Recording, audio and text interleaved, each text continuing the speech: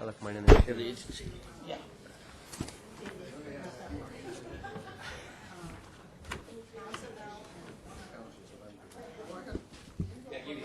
Oh, you gave me I am.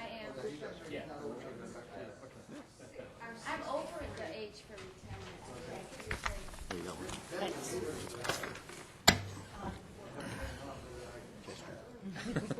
Why is my chair so low today? I'll have it switched out. That was done on purpose. Can I be with the adults? At this time, we'll open up the Garden Grove Agency for Community Development. Please show everybody present. And at this time, we'll open up oral communications for anybody who'd like to speak on anything we're discussing in our closed session. Hearing none, we will retire to the Founders Room.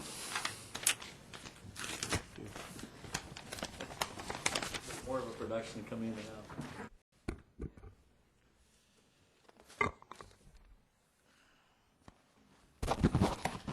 I'd like to call the Garden Grove City Council meeting to order. Madam Clerk, would you please call roll? Councilmember Broadwater? Here. Councilmember Doe? Here. Councilmember Wynn? Here. Mayor Pro Tem Jones? Here. Mayor Dalton? Here. We'll have the invocation by Keith Jones, Public Works Director, and a Pledge of Allegiance by Councilman Jones.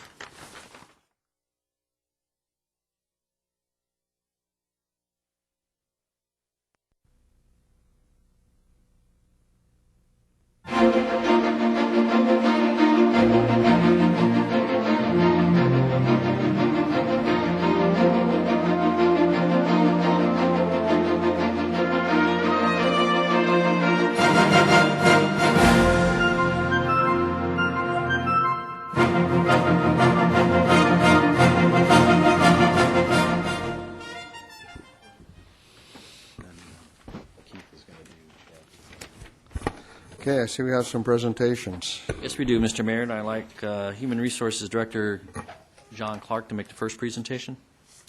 Thank you, Mr. Fertal. This evening, the Garden Grove City Council bids a fond farewell to a very distinguished group of individuals who have dutifully served the city of Garden Grove. Although their shoes may seem impossible to fill, they leave great examples and a wealth of knowledge for others. The council is pleased to honor the following multi-year retirees present tonight, and I'm going to ask them to please come forward and sort of form a semicircle at the podium. Officer John Enriquez, Sandra Eslow, Jan Gardell, Symie Hayes, Sergeant Ben Lux, and Sergeant Elaine Nochi.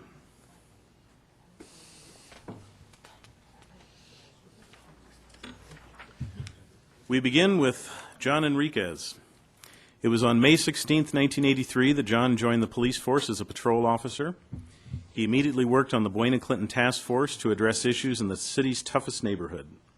Shortly thereafter, he became a master officer, then investigator for the Crimes Against Persons Unit. His last position held prior to retirement was lead investigator for youth services. His committee assignments have included the School Attendance Review Board and the Truancy Reduction Committee. John administered the graffiti citations and graffiti database input, and in addition, he also took on an assignment as a terrorism liaison officer. His knowledge and expertise in the field of juvenile diversion was too valuable for the department to lose, so upon his retirement from the Garden Grove Police Department, he stepped into a new role as director of Garden Grove's Family and Youth Outreach Program. John is married with 2 daughters and 5 grandchildren. He's an avid coin collector, and in his spare time, he enjoys golfing and mountain biking. The city congratulates Investigator John Enriquez on 28 years of loyal public safety excellence for the city of Garden Grove.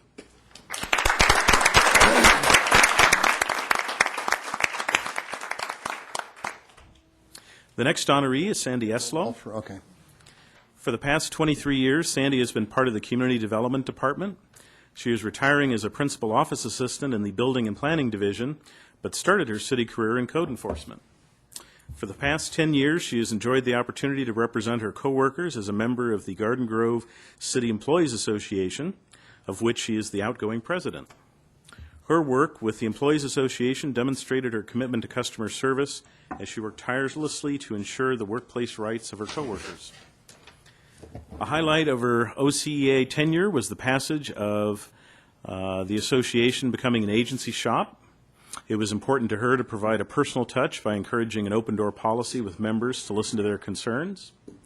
Her celebratory spirit will be missed by many. Every holiday, it never failed that Sandy would decorate her cubicle in the building department as a reminder to all of what time of year it was and to take a moment to enjoy the holidays. Sandy has 2 children, one of whom is a son serving us in the Garden Grove Police Department as a police officer, and a daughter at the Tufts University Law School. The city is grateful to Sandy for 23 years of quality customer care, both externally and internally, in Garden Grove, and I want to add my personal thanks. It's been a pleasure to work for you and the union over the 4 years that I've been here. So thank you.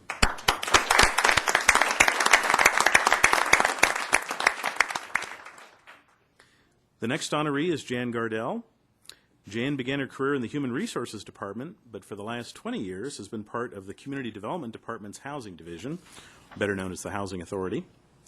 Within her capacity of responsibility, she has served some of the community's most at-risk populations.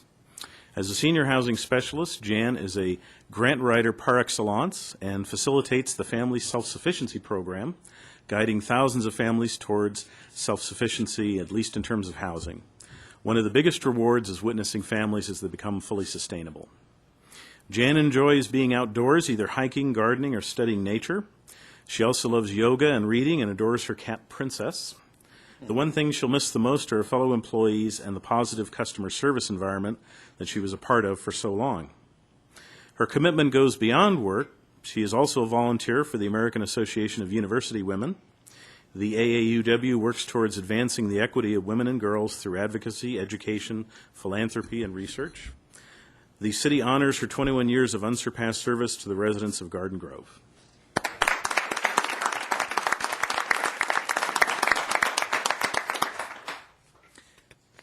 The next retiree is Symie Hayes. Symie began her 34-year career in Garden Grove as a records clerk in the police department. 10 years later, she was acting secretary for the chief of police. She moved up the ladder in the city until she was promoted to assistant community services supervisor in 1993. Since then, she has served in a supervisory capacity for the H. Lewis Lake Senior Center, the Community Meeting Center, the Tiny Tots and Care Bear preschool programs, and innumerable other programs in community services. Symie has a soft spot for seniors. She's created special relationships with many of them by being an open and honest person with each one. Anyone can tell you that she doesn't mind getting silly with the seniors to encourage them to participate. The seniors will remember her smile, her sense of humor, her loud, infectious laugh. Having been with them so long, her presence will be greatly missed. Symie is overjoyed when spending time with her family, including her husband Brent, who's here, and their 4 children and 4 grandchildren. Being such a terrific mother, it's no wonder she has been the city's resident Mrs. Claus at many holiday events. The city congratulates Symie Hayes for 34 years of exceptional service to the citizens of Garden Grove.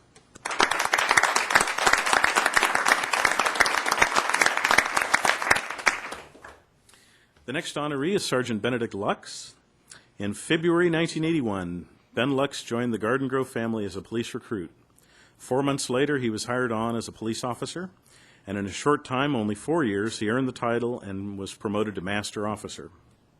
For the next 10 years, as an investigator, Ben participated on a variety of assignments, including auto theft, robbery, and the Dailies Task Force. He was promoted to master officer 2, and then soon after that, patrol sergeant. The department then utilized his leadership experience in law enforcement management in both investigations and patrol, his final stop before retirement. In addition, he's also served as a firearms instructor for the department. With the Garden Grove Police Department, he was a 2-time president of the Garden Grove Police Association. Ben has been decorated with the Medal of Courage, the Medal of Merit, and has been awarded Investigator of the Year. For nearly 3 decades, Ben has built wonderful relationships in the community and friendships in the city that he will carry with him through his retirement. Ben is married and has 2 sons, and like me, his hobby is working on old cars. The city honors Ben's 30 years of compassion and courage for the police department and the citizens of Garden Grove.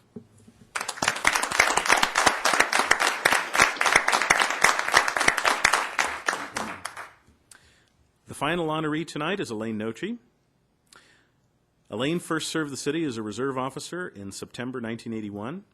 Within 2 years, she became a patrol officer. From 1986 to 1993, she was a DARE officer and school officer specializing in juvenile crime. Prior to becoming a patrol sergeant this year, Elaine was a detective for several different divisions, including crimes against property, robbery, and homicide. Having been with the department for nearly 30 years, it's a natural fit for Elaine to be on the History Book Committee. For 17 years, she served as an all-important Garden Grove Police Association Christmas party coordinator. Elaine has a son and enjoys scrapbooking in her spare time and being a seat filler at awards shows such as the Daytime Emmys, the TV Land Awards, and the Grammys. But Elaine is no stranger to awards herself, having received many of her own beginning in 1991 with the Medal of Merit. She was awarded Officer of the Quarter and Year in both 2000 and 2008, as well as Investigator of the Year in 1995 and 2002. Sergeant Nochi is also a 4-time Class A commendation recipient.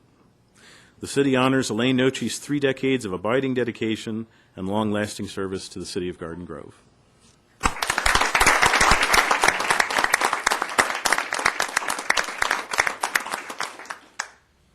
Okay, come on up. Come and get it. And you can do it out of order, so. Whoops. Sandy.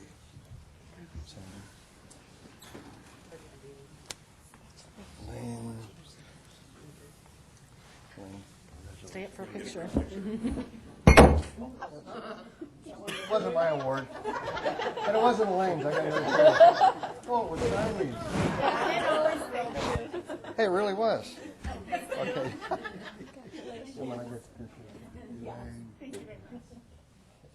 Elaine. Elaine, picture. Dan, thank you so much. I'm going to kiss you too. Got to get a group picture of the great. Dan, you're not getting a kiss. Simon, picture.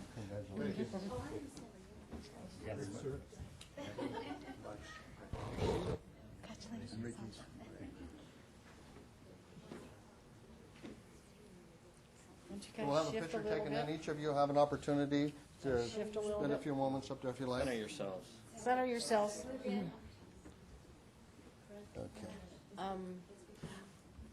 Can we have, Let's have Jan Jan. in front of Dina. yeah. Jan? Yeah, switch. Switch with Jan. Yeah, switch.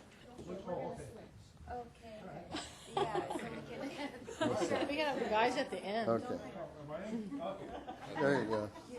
We want to see your good side. Which one? 1, 2. Another one. Smile different. 1, 2. There. Okay. Now Okay. you're, Go ahead, John. You can start if you'd like to say a few words. To the microphone, to the microphone. Yeah. or leave, whatever. Just thank you very much. Thank you. When you can say it was a joy to come to work every single day for your career, you can't ask for better than that. Thank you, John. Thank you, John. Hey, listen, I know all of you. I worked with all of you, and I know you have a lot to say. I'll go second. Okay. Okay, basically, let's see, 30 years ago when I was hired here, Garden Grove had the reputation of being high crime, high speed, low drag. It was a great place for a young officer to be. That, fortunately, has changed. There's no longer places like the Fire Station Motel, the Pitcairn, the Sin Knot, all the places that cops used to like to go to. But to your guys' credit, that's no longer here. It's not so good for cops, but it's great for the city. I truly love this place. I've had the opportunity to work at the best police department in the state, hands down. You know, I may not live in the city currently, but I'll always consider Garden Grove my home, and the people that work here my family. Thank you. Thank you, John.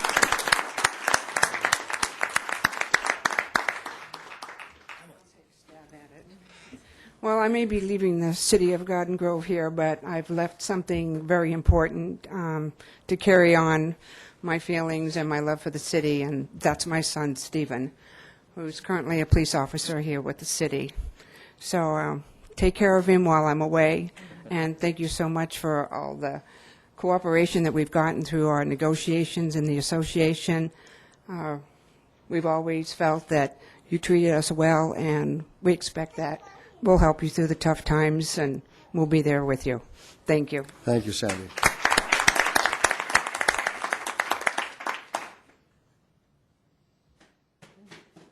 You mean it's the first time that I've ever caught Simon speechless? Okay. Peer pressure. I know, it's hard to say no. I'd just like to thank everyone in the city of Garden Grove. This has been my home since I was 17 years old. My first day was shredding paper with Lieutenant Van Horn, for those of you who remember him. Anyway, I've come to love the job that I have at the senior center. If you can't tell, usually I cry when I'm talking about it because I really love the job that I have. Ben has his passion there. I have mine with the seniors. And I just want to thank the City of Garden Grove because we have a great senior citizen center. It may not be the biggest and it may not be the best, but it is the friendliest, and people come and enjoy it and tell us this is the best senior center they've ever been to. Anyway, I'd just like to say thank you. I love my job. It's going to kill me to leave, but I know I need to do it. And thank you very much for the opportunities. Thank you, Sandy.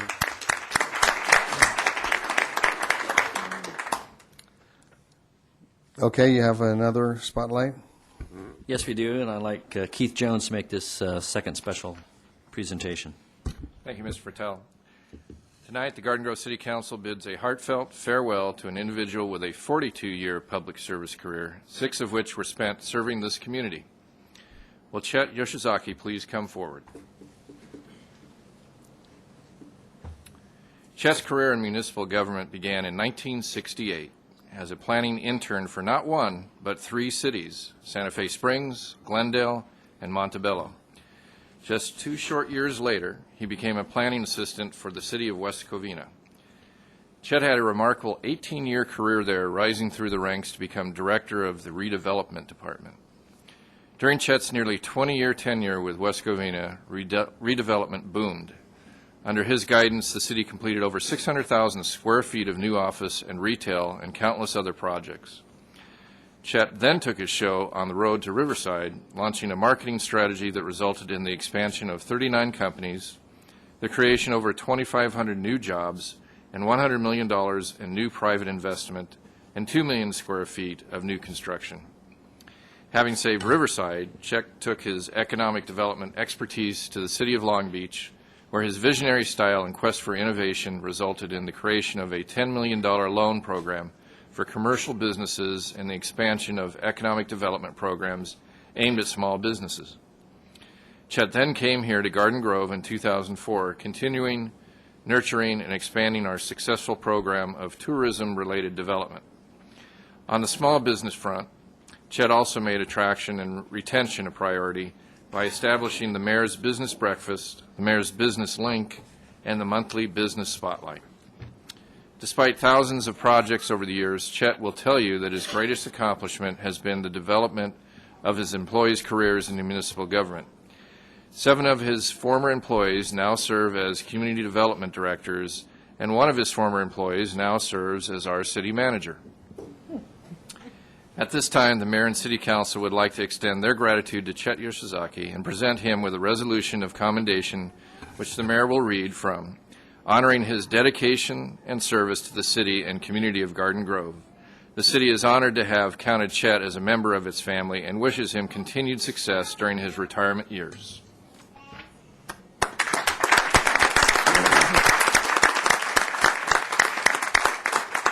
Okay, very infrequently do we read the whole whereas. You know, usually we say whereas, and then read one line and that's it. But I'm going to make an exception in Chet's case because I think everybody should know what this resolution does say. Chet Yoshizaki was rose from humble beginnings in Boyle Heights, graduating from Roosevelt High School and receiving his degree from what was then known as the California State Polytechnic College Kellogg campus. And whereas Chet has toiled in the same economic vineyards for over 40 years, starting the same year as the 747 Jumbo Jet, the first Earth Day, and Super Bowl IV. And whereas on September 27, 2004, Garden Grove was fortunate to steal Chet from the city of Long Beach, becoming our economic development director. And whereas Chet's past successes include the expansion of the plaza at West Covina, implementation of the Mission Village downtown revitalization project in Riverside and in Long Beach, creation of one of the first free municipal wireless internet zones in the United States. And whereas Chet has served 8 city managers in his career, some from cradle to grave, and whereas Chet's, you're supposed to be laughing at some of this stuff. Come on, don't be so, geez. Chet's work led to the construction of the new Sheraton Hotel, the development of the Century Triangle, successful retention of major job and revenue generators like Hyundai, and negotiations for the highly anticipated Great Wolf Lodge and Indoor Water Park, the first of its kind in Southern California. And whereas Chet is renowned for his impeccable fashion sense, color coordination, and ability to quote Jack Welch, and whereas in the span of 4 decades, Chet Yoshizaki has left an indelible mark in each of the cities he has served, including the elevation of Garden Grove to a major tourist and business destination, and solidifying his reputation as one of the fathers of Southern California redevelopment. Now therefore be it resolved that the Garden Grove City Council does hereby honor, venerate, and salute Chet on the occasion of his retirement, extending its sincerest appreciation for his invaluable contributions to the city and its residents, and wishing him abundant success and joy in his future endeavors. And I really do want to say, all kidding aside, you really have done a lot for this city. I think most people probably aren't really aware of it. Hopefully now we've read a little bit about it, but you really have led us into the major tourist attraction area and arena, and you've done a heck of a job. And I'm as all of you, I hate to see anybody go, but I don't. It's well deserved and everything, but you know, there's only a few words I would tell you, and one is don't ever run for mayor. Okay, would you please come forward, Chet? Go ahead and take that hand.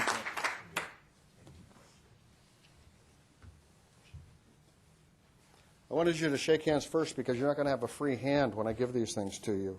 Here's the resolution that I just read to you, or about you. And then this is a pretty good-sized paperweight.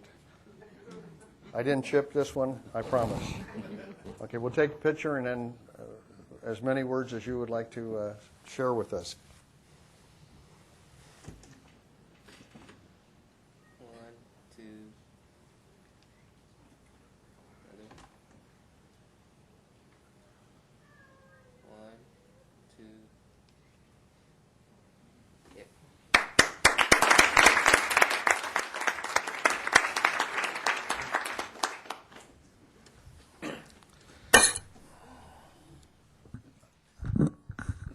Thank you very much. First of all, I'd like to applaud my fellow workers, the decades of dedication to the city of Garden Grove.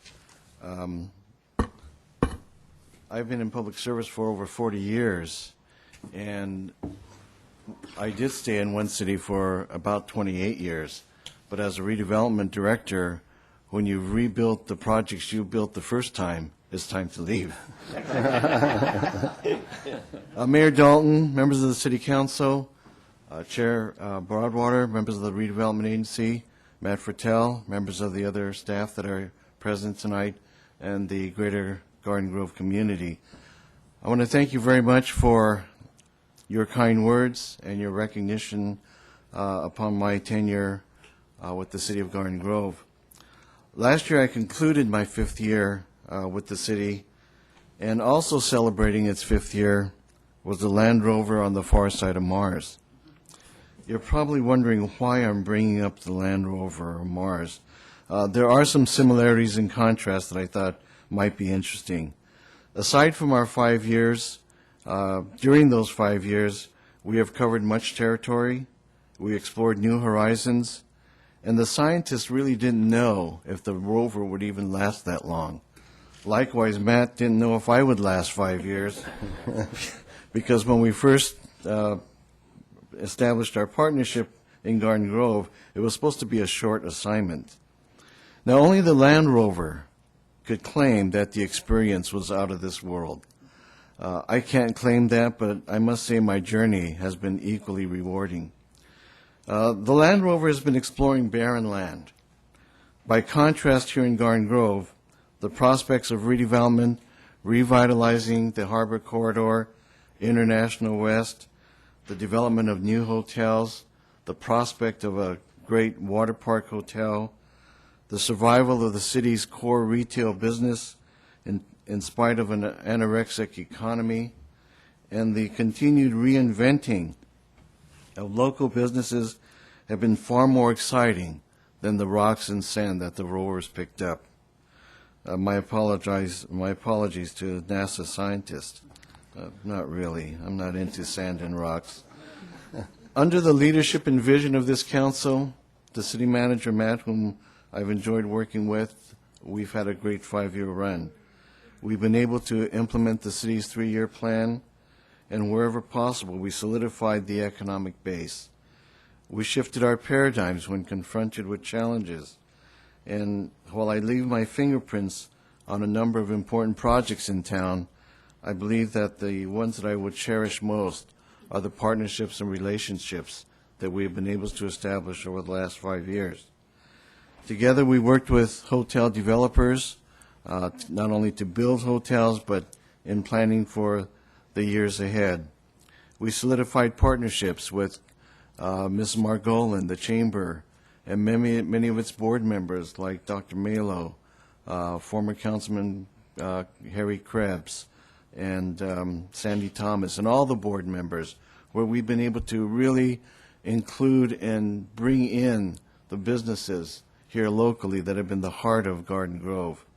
We reached out to the Vietnamese Chamber through Tam Nguyen, through the Korean Chamber through Tom Kim, Joe Pak, and others who have long served the Korean Chamber. The innovation and can-do attitude of the executive team of this city, as well as its staff, and especially my economic development team, have been invaluable to my experience here. Residents, business owners large and small, have played a part in this growing city.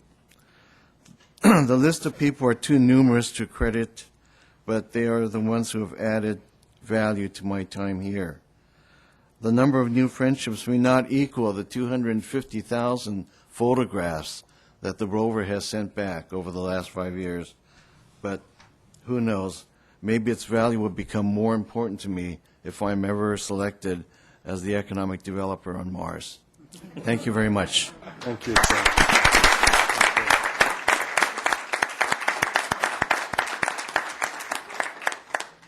Okay, now we have the business spotlight. Yes, and Keith Jones will make this presentation as well. Tonight, the Garden Grove City Council presents this monthly's Business Spotlight, highlighting the accomplishments of local business professionals. This evening, the spotlight shines on one of the city's most popular local restaurants. Would Luis De Soto, owner and proprietor of Casa de Soto Mexican Restaurant, please come forward? Casa de Soto has been a fixture in the Garden Grove community for 37 years. Luis's parents, Tony and Carol, began developing the recipes and menu at their two previous restaurants, Conacay Mexicana at Beach and Lamson, and the Hailai Mexican restaurant on Chapman, west of Harbor. Tony had an engineering background and designed the building that stands at 8562 Garden Grove Boulevard and built it from the ground up. Tony was a fixture at Casa de Soto until his sudden passing while on vacation in his native Spain in 1998. At that time, his son, Luis, stepped up to the plate and began managing the business in order to honor his father's legacy. Many of the restaurant's 13 employees have been there since the restaurant opened in 1973. 3 of the 4 servers are brothers, and the other server, excuse me, and the other server is their brother-in-law. Lewis's mother, Carol, still helps out in the restaurant every once in a while.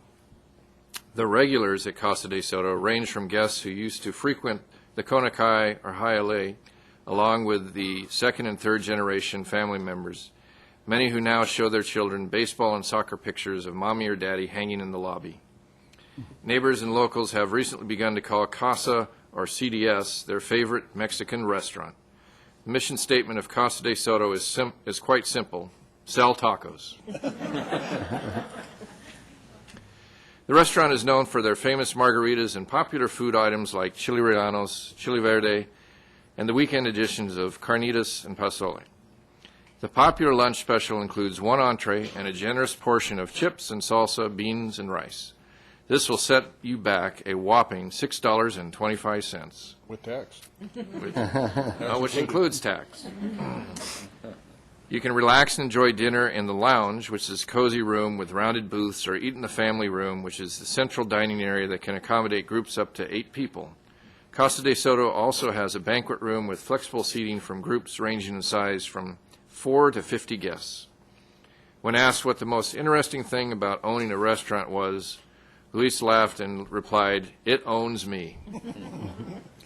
The restaurant is open daily from 11:30 a.m. to 9 p.m. Luis' last day off was April 20th.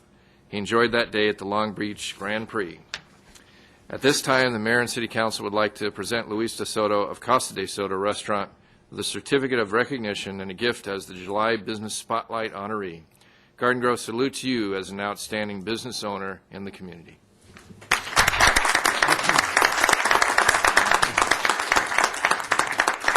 You know, most of what was said is encapsulated in a resolution here, but there's one thing I do want to read. It says, whereas for nearly 4 decades, maybe 40, if you might be there that long.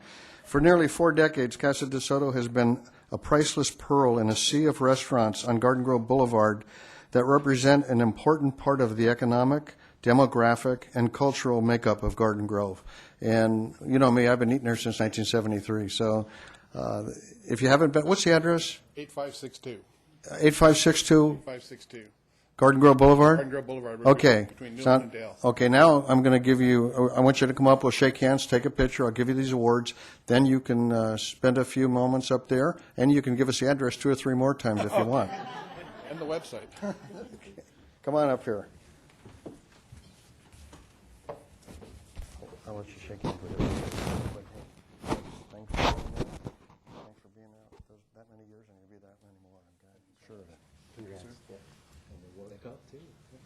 It's a heck of a week for the Soto family. Okay. And if you turn around, we'll take a picture, if you can get comfortable with that. Okay. 1, 2, 3. One more. 1, 2, 3. Thank you. Okay, you'd like to say a few words? And you'll probably end it with "Go Ducks." This week, that'll be Viva España. There you go. All right. Okay. Well, I consider myself more of a caretaker than an owner. And when my dad passed away 12 years ago, didn't make any decisions really quick, too emotional.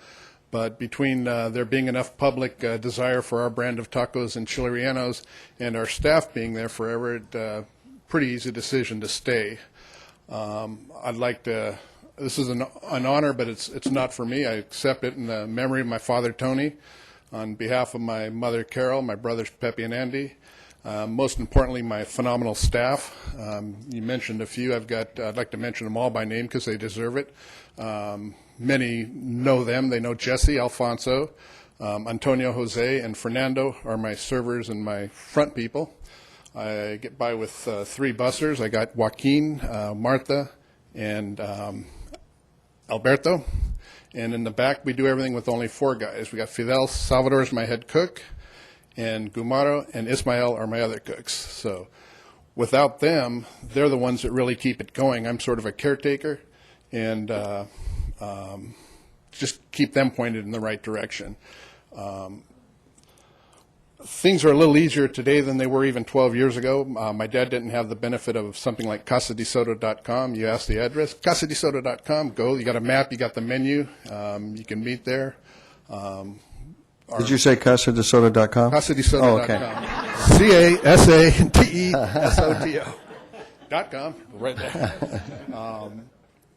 We've got the banquet room. If you got groups of 8, 20, 40 people, place to do it. We got a lot of people. They do all of their birthday parties there, and I guess as long as there's an appetite, we'll keep selling tacos. Thank you very much. Well, let me ask you one question. Now, you don't keep your employees very long. How long have some of your employees been there? Let's see. The head cook has been there more than 30, 32, I believe. Jesse's been there more than 30. Fidella's been there more than 30. The new guy is the busboy, one of the busboys, Alberto. I believe he's around 8 years, but we're breaking. Newcomer, huh? Yeah. Yeah.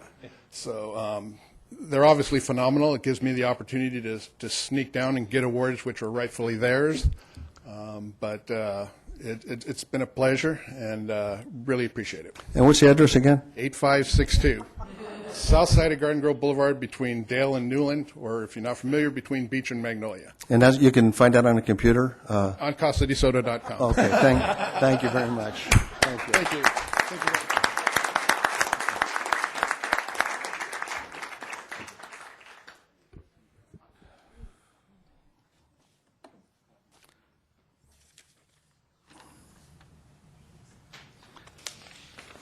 Yeah, I think I have a couple of consent items. I'm going to go ahead and pull them forward now.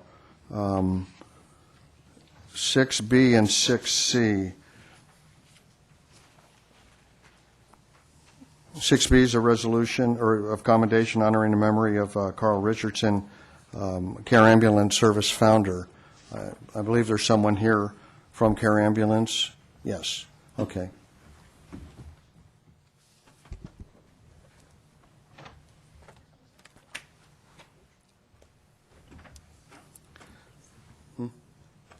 I am going to read just a little bit of this. Carl Richardson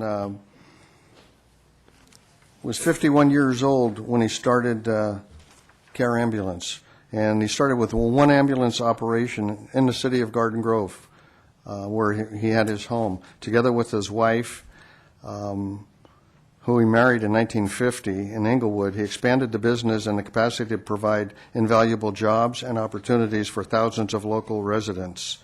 In 1986, Carl's sons, Dan and Rick, inherited the daily operation of Care Ambulance, which is now located in Orange, but they still serve Garden Grove.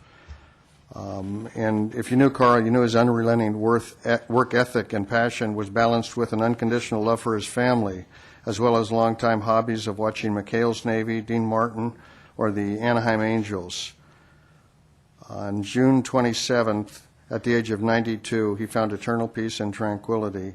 He left behind a legacy that will be fulfilled by each person touched by his inspirational works and kind spirit. And I will be adjourning the meeting tonight in his honor, too. If you'd come forward, please, I'd like to give you this resolution that we're passing.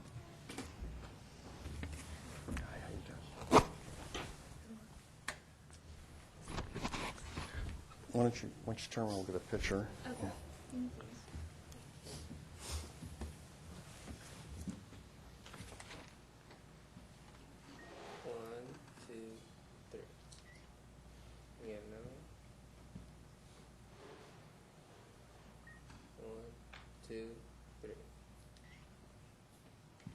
Thank you. Okay, I'll move 6B, the resolution of commendation honoring the memory of Carl Richardson, Care Ambulance Service founder. Second. I have a motion and a second. All in favor, or call for the vote? Motion received, 5 yes votes. Okay, and I'd like to bring forward also 6C. It's a proclamation recognizing the 20th anniversary of the Americans with Disability Acts. Would Joe Pack please come forward?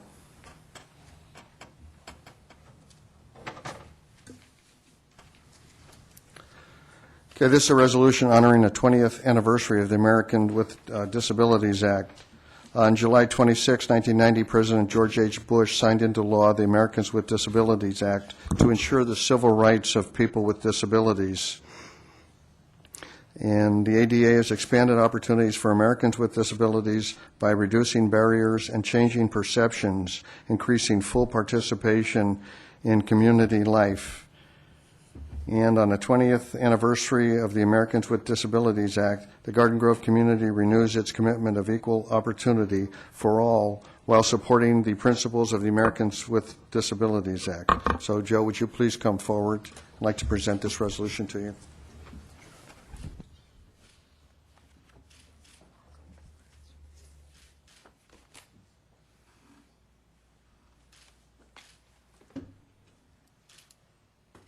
One, two, three.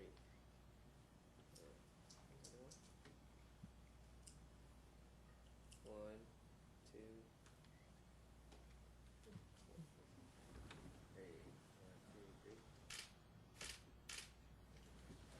Would you like to say it? Yeah. Okay. You want to say a few words, Joe? Thank you, Mayor and council members. I really want to thank everybody for making this, adopting this proclamation to recognize the 20th anniversary of the Americans with Disabilities Act. The Americans with Disabilities Act was the watershed event for advancing civil rights of people with disabilities. Its clear and comprehensive national mandate for the elimination of discrimination against people with disabilities has been the impetus for the revolution in the inclusion, integration, and empowerment of Americans with disabilities. The ADA has changed the face of American society in numerous concrete ways, enhancing the independence, full participation, inclusion, the equality of opportunity for Americans with disabilities. Americans with disabilities reports having greater access to goods and services from businesses, state and local governments, and their local communities. People with mobility impairments have experienced a substantial improvements in physical access to public and private transportations. As workers, employees, people with disabilities are more likely to receive accommodations and less likely to be terminated due to their disabilities. More young people with disabilities are going to college, and more people with disabilities are voting. While many Americans with disabilities are experiencing improvement in quality of life, some people with disabilities remain disenfranchised, experiencing poorer health status, fewer employment opportunities, low earnings, higher rates of poverty, and fewer choices to live in their communities. Negative stereotypes and stigma associated with a disability persist and continue to undermine the successes of the ADA and people with disabilities. There are yet many miles and long march to go before the full promise of ADA will be realized. Let us all renew our commitment to work together to build on the progress of the past 20 years and ensure that all citizens have full access and equal opportunity to participate in our community. Thank you very much. Thank you, Joseph. Okay. I'll move 6B. Second. And I have a second. Call for the vote. Motion received, 5 yes votes. Okay, now we'll go to oral communications for the council, the agency, and the sanitary district. Michael Steger.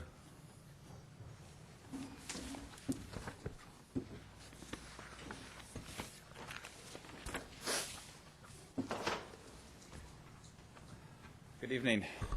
My name is Michael Steger. I represent an organization that's right now, which is the LaRouche Political Action Committee. And we are in a national campaign to address a number of city councils. We've been active in the Los Angeles area for about 10 years.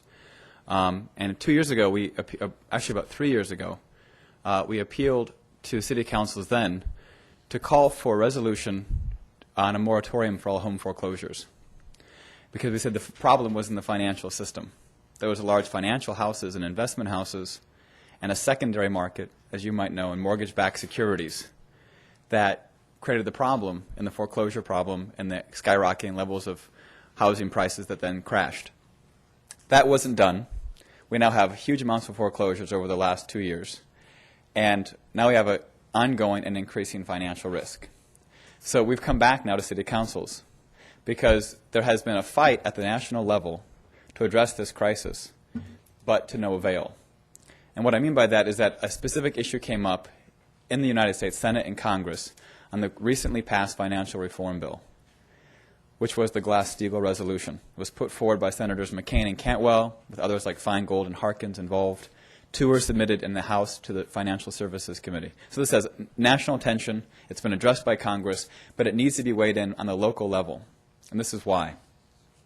We have seen over the last 2 or 3 years an approach to deal with the financial crisis, which was called the stimulus package. Neil Borofsky, the head accountant for the TARP bailout, said that exists to an extent of $26 trillion of possible bailout. How much has Garden Grove seen of that $26 trillion? How much has Maywood seen?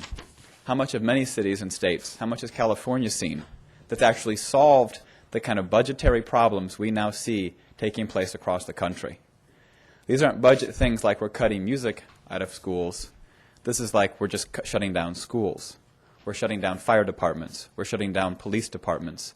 We're creating response times to fires that could create a condition where you see entire neighborhoods burned because the response time has gone from 3 minutes to 7 minutes.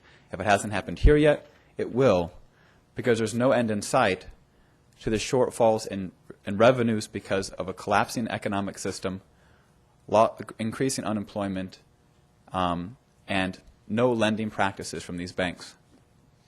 The point I'm saying is this. We have a resolution calling for the Glass-Steagall to be returned to, because the $26 trillion, or whatever has been allocated to these banks, has not gone into the communities, has not gone into the lending banks. It's gone into the investment houses with trillions upon trillions of dollars of financial monopoly money. Right? It's not real money. It's not real assets. These are derivatives or mortgage-backed securities. These are bets and hedges upon the population of the American people and of Garden Grove and the state of California. If we don't separate those in financial houses from the commercial banking sector, you will see a complete breakdown of that financial system. I don't mean you'll see it in 5 years. I don't mean you'll see it in 10 years. I mean you could see it this summer. And that's what Mr. LaRouche and his record in forecasting has put forward. So we're asking for you guys to do is consider what you can do to make an immediate attention that this is necessary and vital. Not because you think it will do something to cause your senator or your congressman to put a motion forward in Congress, but because you recognize at this point the American people and the citizens of Garden Grove need to see a quality of leadership from you who are able to recognize that there is a solution to this economic crisis. And so we've submitted this resolution here to all of you and to the city clerk and city manager. I'd like you to consider it. We'd like to be in contact with you. I think you've all received an email, maybe yesterday, regarding this. We'd like to discuss this with you further because it has immediate urgency for the country and for the people of Garden Grove then as well. So consider it, and consider a certain sense your role as citizens, that we are facing a nationwide crisis, and you've taken on some level of responsibility. We're asking people to now consider what the implications might be if we don't call for a kind of solution that we desperately need. Obviously, Jerry Brown and Meg Whitman don't really have solutions to this crisis. So I think that's basically what I wanted to say. And so if you have more information, we do have a website. But I'll just reiterate that, and just so you have a sense of this, that we're talking this summer. So much money, trillions of dollars, have gone into the financial system. And so little of it's gone into anything meaningful for the populations in the United States and Europe, that you have a hyperbolic situation. Okay, just to wrap it up. Okay. So that's basically what I wanted to address. I appreciate your consideration of this, and we'll be in Okay, contact. thank you. Leona Fan Cheng.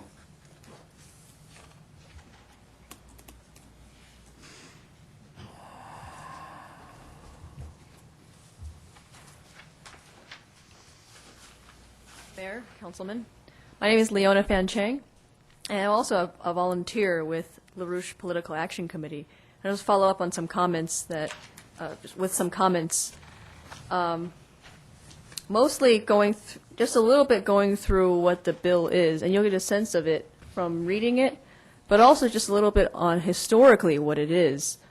I know from organizing people on the streets, some people really know it and remember when it was repealed in 1999 and what happened to the banking system when that happened. But some people don't, especially people who've never dealt with banking stocks or anything like that. But it's a Franklin Roosevelt bill, so it was put in 1933, and it really made a distinguishing mark from the standpoint of how you're going to treat the crisis, because there's a decision you have to make. Hoover made the wrong decision. He did this process we're doing right now, which is a bailout. But Roosevelt really made the decision to say, no, Wall Street doesn't have a valid contribution to the productive capability of the nation. And you can say that you have to decide that these assets aren't real. They're not the first priority. What is real is that we have to put the population back to work. And those are the first couple of days of his office.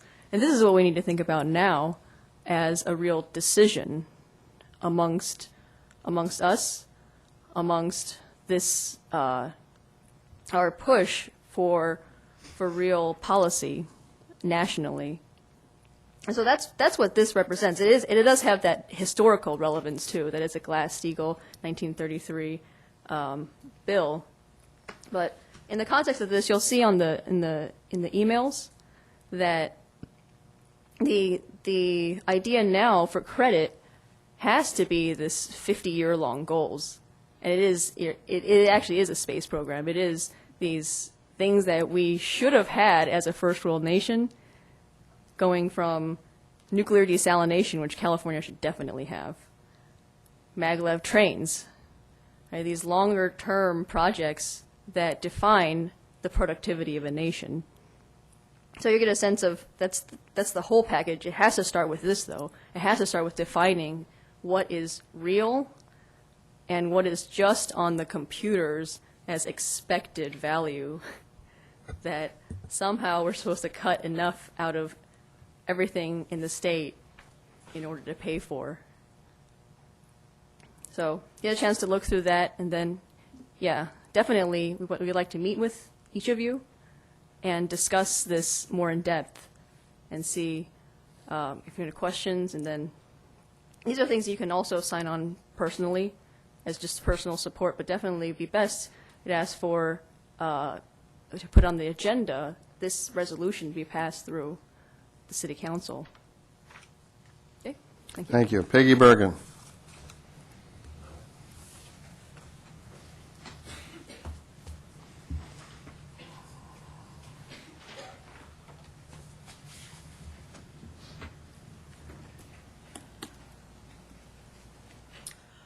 Peggy Bergen, 32-year resident. I was beginning to feel right in home with some of those career people in Garden Grove here. But basically speaking, I've got a couple of little items that I want to kind of talk about. Last Thursday morning, I went to the Main Street Commission meeting, and they were just more or less discussing what's going on and generally speaking. And one of the topics that was brought up in passing, they didn't even really stress it that much, was that the project, I believe it's called the Sanger Project over behind on the west side parking lot, is due to expire this year, the approval for that project.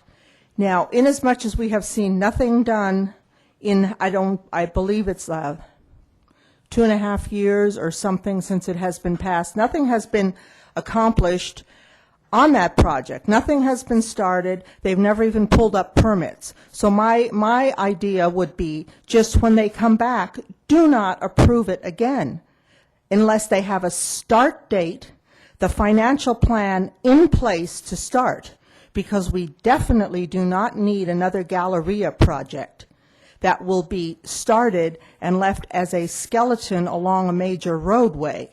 We do not need that. We don't need a project that gets started, and I know the economy was mainly to fault for the Galleria, but that's because they didn't have the money sitting in a bank somewhere, or a good majority of it. where they could continue on. We don't need that. And any of the businesses on Main Street now, the project itself would take upwards 18 months or longer. They would be devastated during that 18-month project to where are they going to park the customers they do now have? Where are they going to park the people that work there?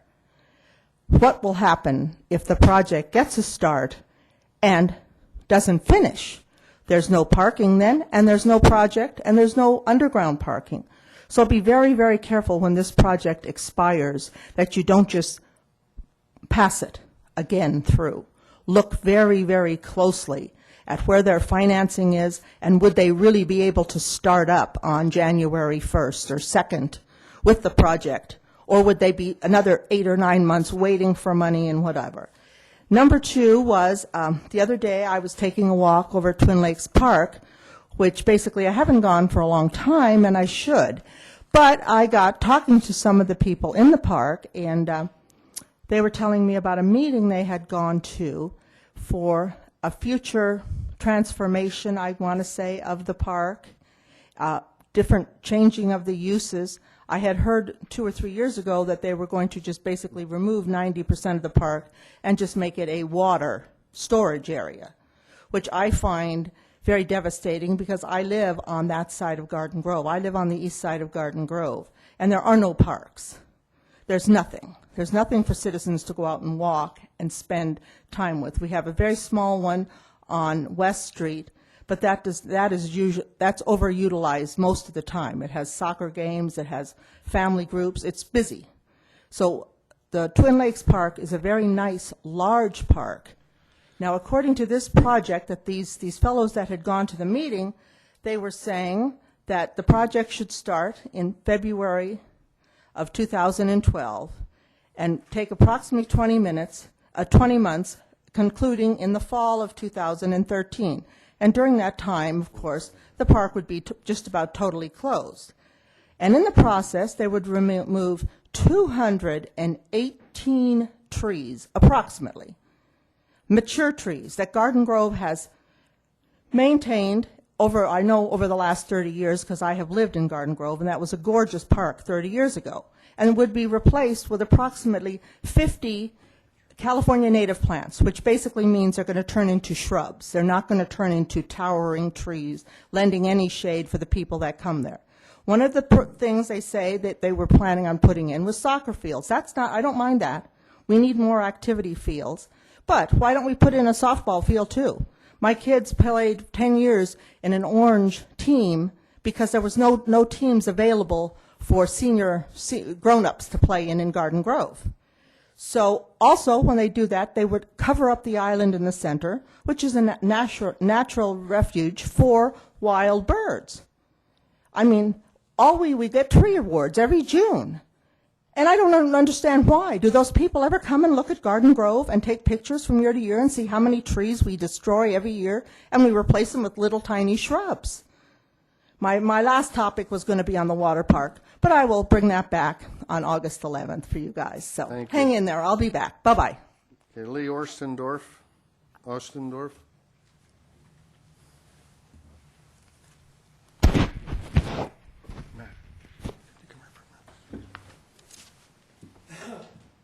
Good evening, Mayor and City Council.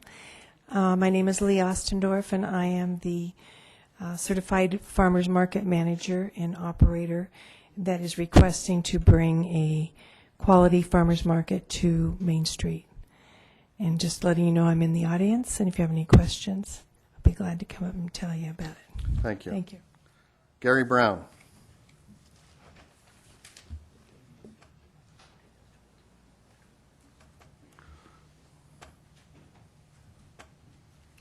My name's Gary Brown. I own Gary's Woodcrafts and Country Store on Main Street here in Garden Grove, and I'm here to support Lee Ostendorf in bringing a quality market to Main Street. We are in desperate need of some activity down there, especially Sunday mornings when the market is proposed.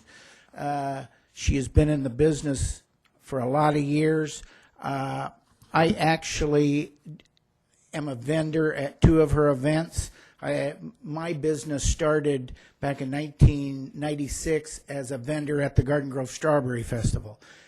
We opened our store in 1997 here in Garden Grove, or 87 in Garden Grove at Brookhurst and Chapman, and in 2000 moved to Main Street. So I know about outside events. I know Lee would bring a positive atmosphere to Main Street, which we can definitely use a little more of that. She works well with the vendors. She works well with merchants. The markets that I'm involved with her I think are exceptional. It's more like a party than a business going on.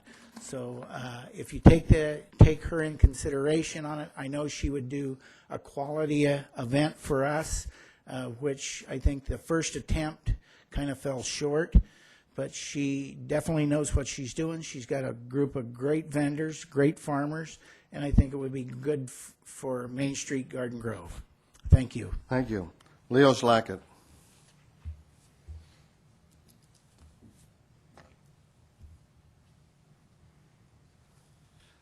I'm Leo Slackett, Slackett's Market, downtown Main Street. Thank you, Mayor and council people, for hearing us tonight. I'm here to support Lee and the Farmers Market. I think your city staff has looked into her record and other markets that she's had in the county and outside the county. This is a real farmers market, not like two previous ones we've had and that fell short. I think this is a quality one, and she's got a proven track record. Look into it. I think this will highlight Main Street, which, like Gary said, we need some highlights. And I think that the street is at least 90% for this project, which is kind of unusual for Main Street, for all of us to be together on something like that. I think it would highlight the whole community, Garden Grove as a whole, not just Main Street. And kind of looking forward to it. Again, this is a true farmers market, so I hope you support it, and thank you very much. Thank you. Mary McDonald.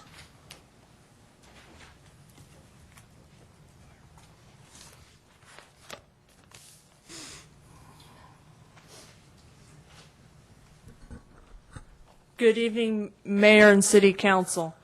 My name is Mary McDonald, and I am here to talk about the negative impact of fireworks. This last 4th of July, my neighborhood turned into a danger zone with people shooting off dangerous fireworks that are prohibited, along with people attempting to reignite fireworks for a different result. Just this year, while watching the fireworks, I was afraid that the fireworks were going to hit me, my family, and my property. Thankfully, none of the fireworks landed on my property and did not injure my family. But it is unacceptable to be put into jeopardy while people are carelessly shooting off flying objects without the idea of what goes up must come down. Also, unattended children under the age of 18 were shooting off fireworks, which is dangerous because they do not have any idea that there is a risk of injuring themselves, other people, pets, and possibly starting a fire. I have also seen fireworks being set off from ladders, which places people in danger of suffering from serious burn injuries. With the idea of prohibiting fireworks, people would be discouraged from doctoring fireworks into more dangerous ones. And as I was walking down a couple of the streets, there were fireworks littered all over multiple streets, and there was writing from the sparklers on the pavement and residue left from the fireworks. You should seriously look into this issue before somebody gets killed or becomes homeless. Thank you for your time. Thank you. Russell McDonald.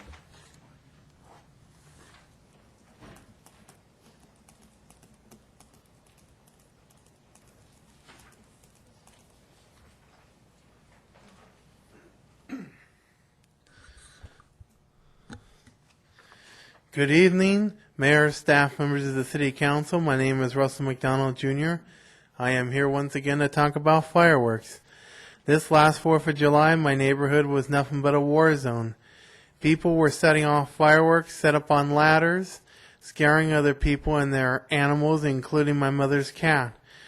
Children under 18 setting off fireworks unsupervised, and fireworks landing in other people's yards. In addition, my father had to go first to the backyard where we have a railroad right-of-way behind our house, where he told the people shooting off the flying fireworks to stop shooting them off. Then he went over to Terry Circle to warn some neighbors that if they didn't stop, he was going to call the police. Shortly after that, there was a very loud firework that was set off, which looked like a big fireball. The next morning, I was out riding my bike and saw several of the streets were littered with fireworks and residue, and writing on the streets from the so-called sparklers. And on Terry Circle, 2 of the houses had pieces of fireworks all over the front yard. Therefore, I am asking you to ban fireworks before someone gets injured, killed, or perhaps homeless. Thank you for your time. Thank you. Charles Mitchell.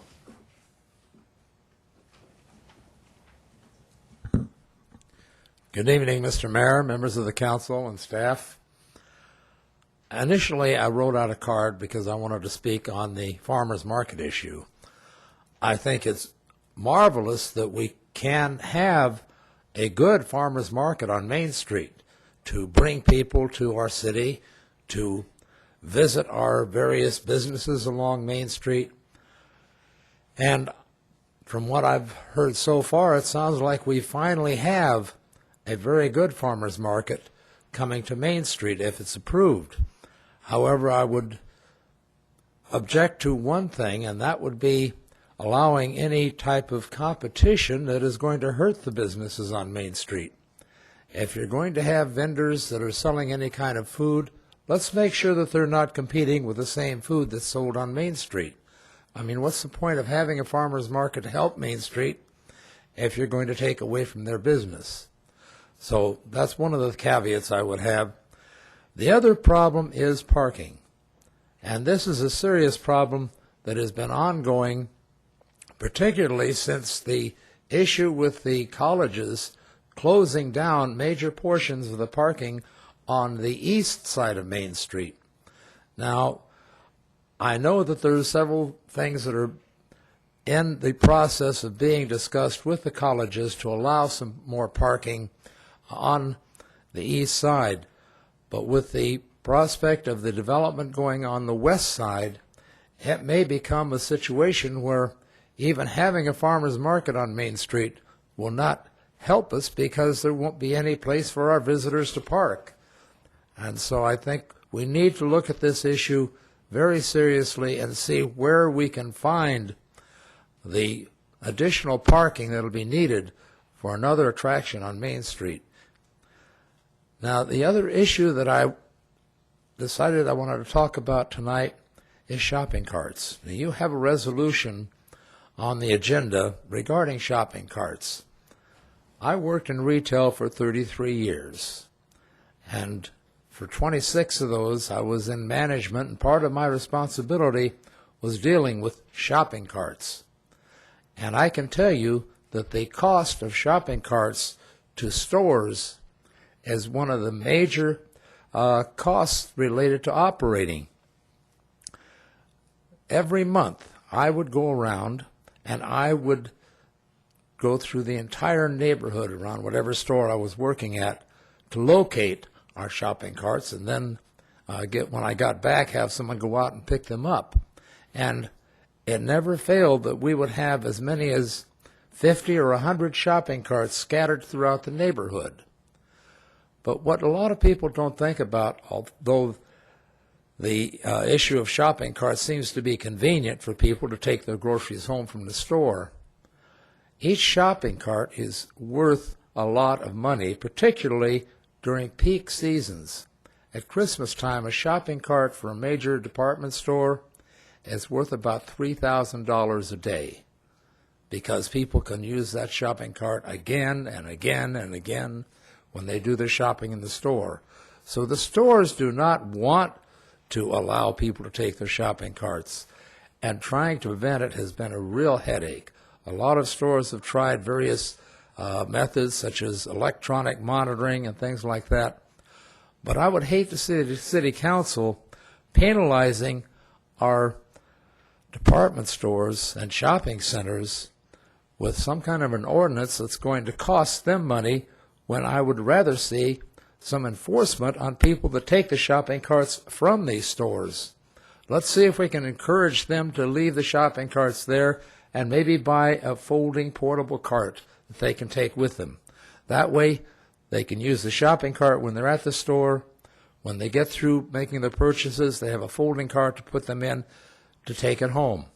And we can keep those shopping carts where they belong and off of our streets. Thank you. Thank you.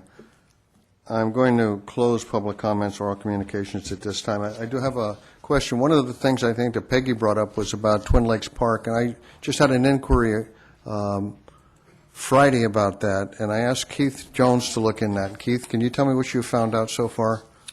Yes, Mr. Mayor. The County of Orange is doing a flood control project in Twin Lakes to increase the capacity of the basin and provide significantly better flood protection for those living around the basin and downstream of it. The project will significantly expand and deepen the basin in the southerly portion of the park, and it'll also build a 6,300 square foot pump station that will be architecturally made to look like a house, and will be constructed near the outlet at the southwest corner of the basin.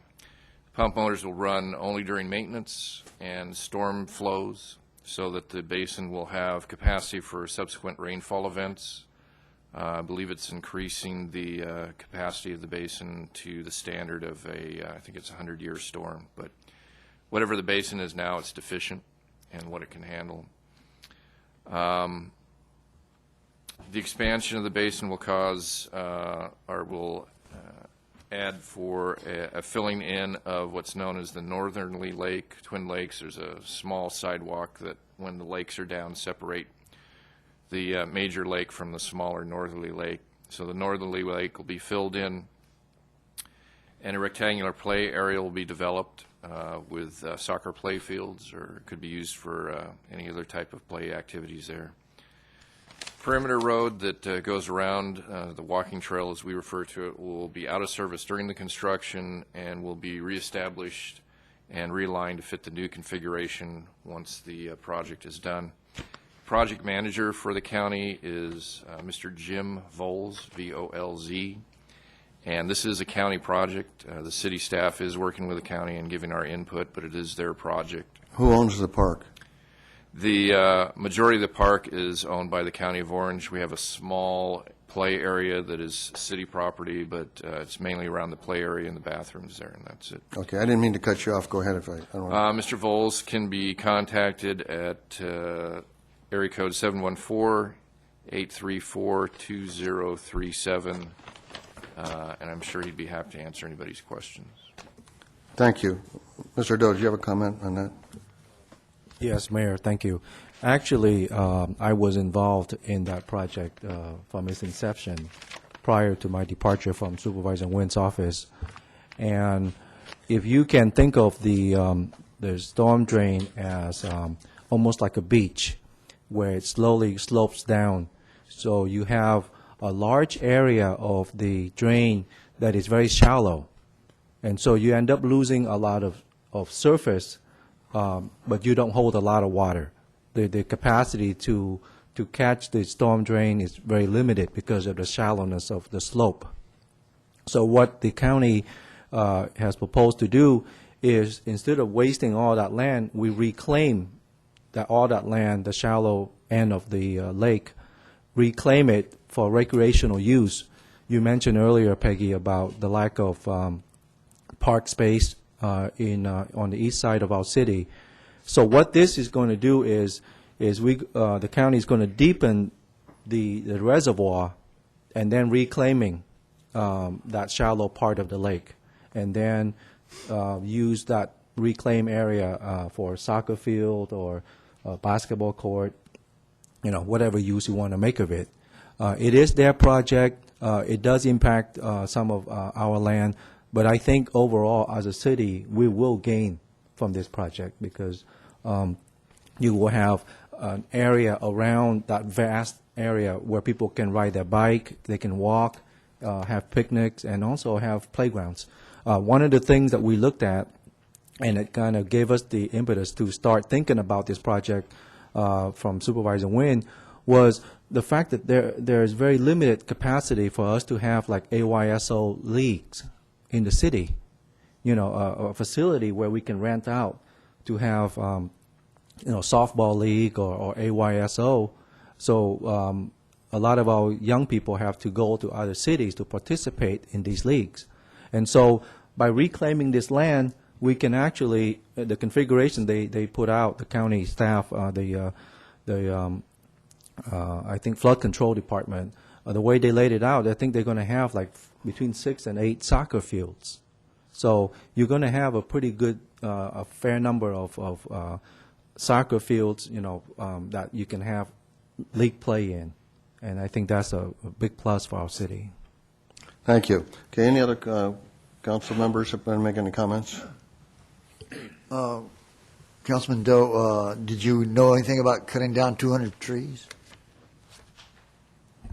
No, I didn't. I mean, she brought that up, that they were going to cut down 200 trees. I don't know, thought it was 200 trees. I was down there cleaning that lake up with a group a month ago, and I just don't remember there being 200 trees in that park. It's hard to address without specifics, so that's why I didn't want to go into anything specific. I just want to stay at the conceptual level, because if we're going to talk about trees, then we should bring in a diagram or schematics and actually talk about it. But I don't remember having that many, especially grown trees in the area that I'm talking about, because I am talking about reclaiming land that is practically underwater now.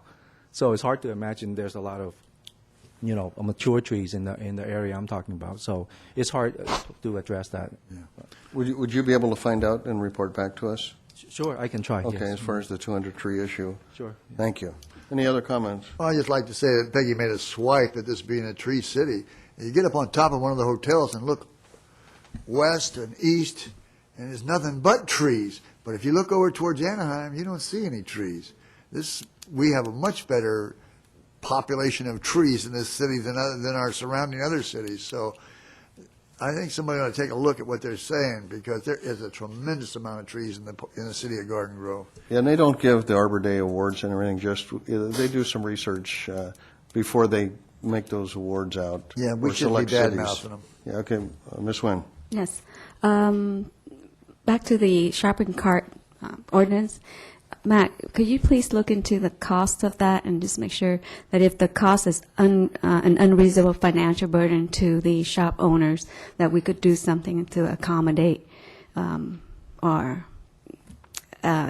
justify the ordinance, or to help them out with certain things to that. Okay. Yeah, because when I asked about the cost, I'm not really clear if it's going to be an unreasonable financial burden on the shop owners. Okay. And then as far as the farmers market, I have a question for Lee. Where's your farmers market? Well, the one that's probably the best to compare would be Glen Apartment Saturday mornings. Okay. Why don't you wait a minute? We're going to go to written communication or correspondence, and that'll cover. Just a quick question for her. No more question. I've been to that one. I like the farmers market, and my only concern with having a farmers market on Main Street is we had previous complaints from food vendors on farmers on Main Street that were concerned about the competition from the farmers market, and that's my only concern. Other than that, I think it's should be a very good event to support. Okay, let's go to written communications, item 5. Yes, Mr. Mayor, you do have a request from Lee regarding the establishment of a farmer's market on Main Street, and it's part of your packet. Right.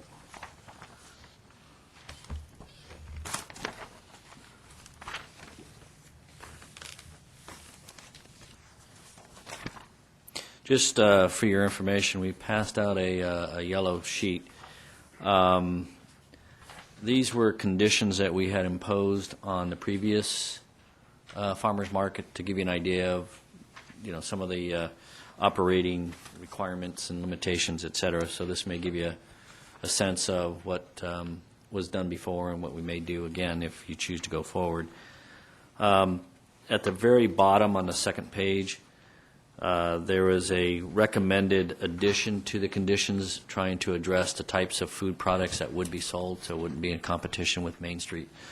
So that could be one of the options in trying to address the non-competitive aspect of the market versus Main Street businesses.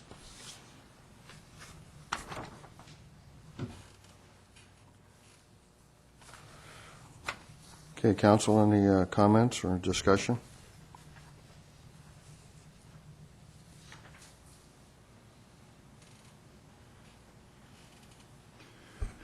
Well, is this going to be brought back before us, or, I mean, this is just a letter for comments, basically.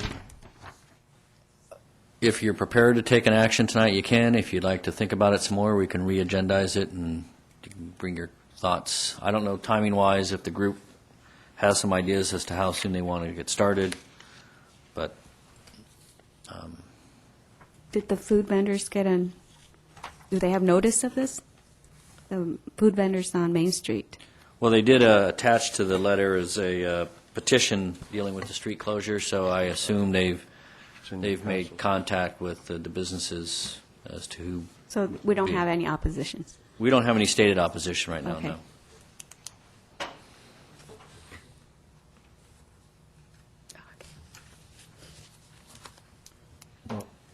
I move that we approve the request from the applicant to establish a farmer's market on Main Street. All right, I'll second that. Second. Okay, call for the vote. Motion received, 5 yes votes. Okay, now we'll recess the council and we'll go to the agency.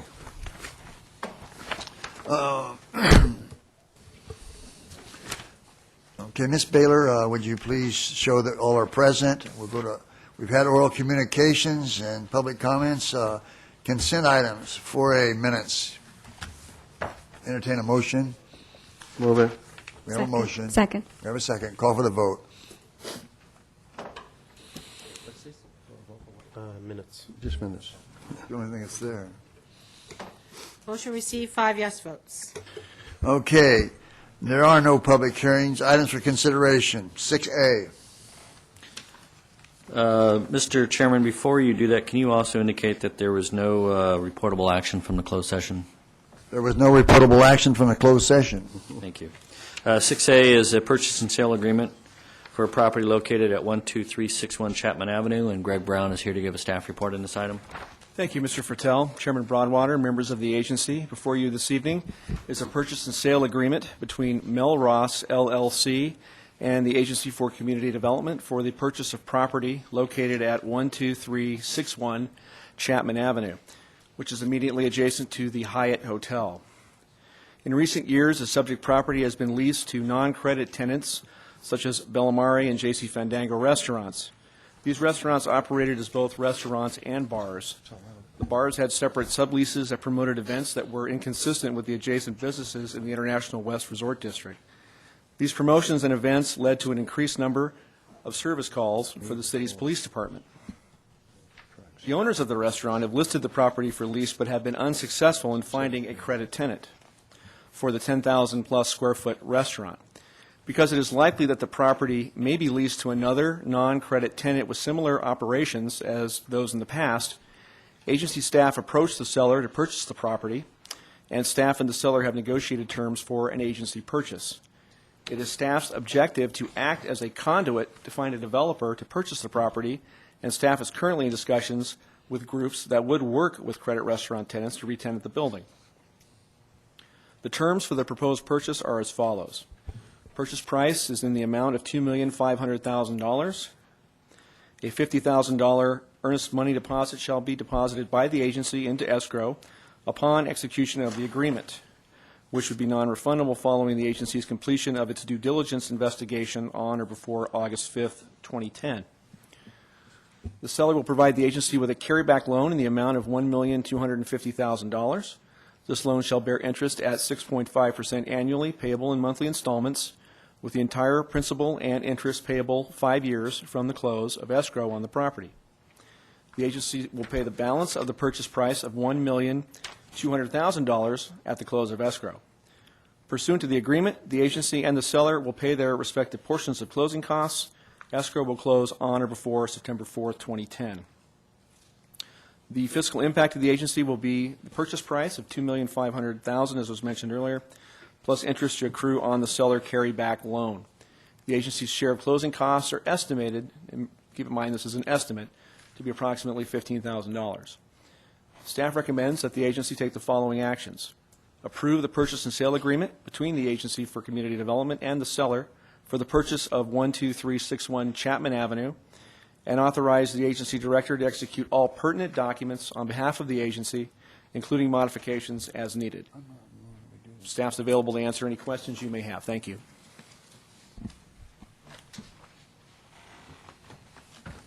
Any questions for staff?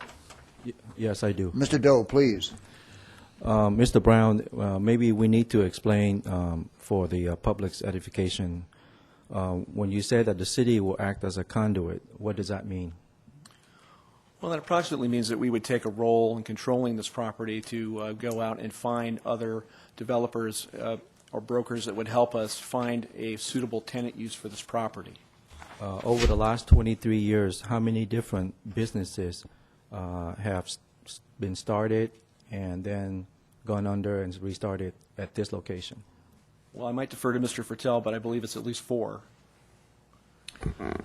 Peppers is actually 5. Peppers was a long-term tenant, and then since Peppers left in around 2000, we've had 4 other restaurants come in and out of this location.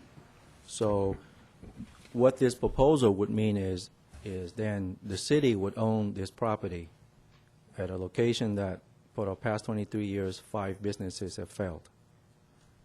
And we will then act as a conduit to bring in a business consultant or broker in order to try to bring in a successful business at this same location. At this time, do we have any idea, any suggestions as far as what type of business would go there, what type of chain we are going after? We have any kind of plan, or is this just kind of we're just going to buy it and then hope for the best?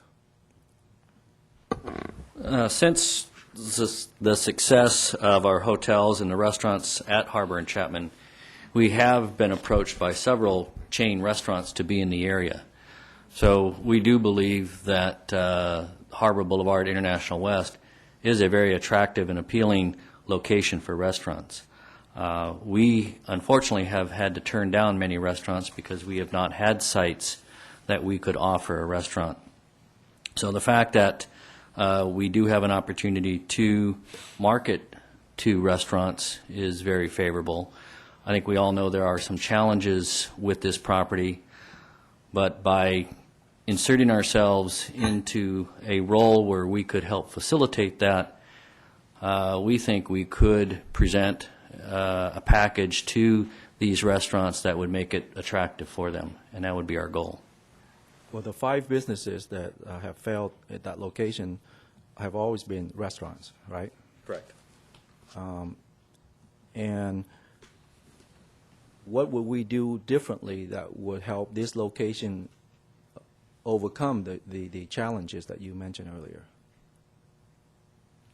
Well, I think we're in a position to increase its visibility, increase its awareness, work with the adjacent properties. I think the adjacent properties would love to have another successful sit-down restaurant. We would open it up in terms of access from the property to the south.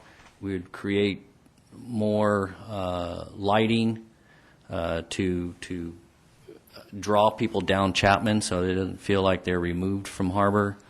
So there's several things that we can physically do as a city that perhaps the current property owner doesn't have the ability to do.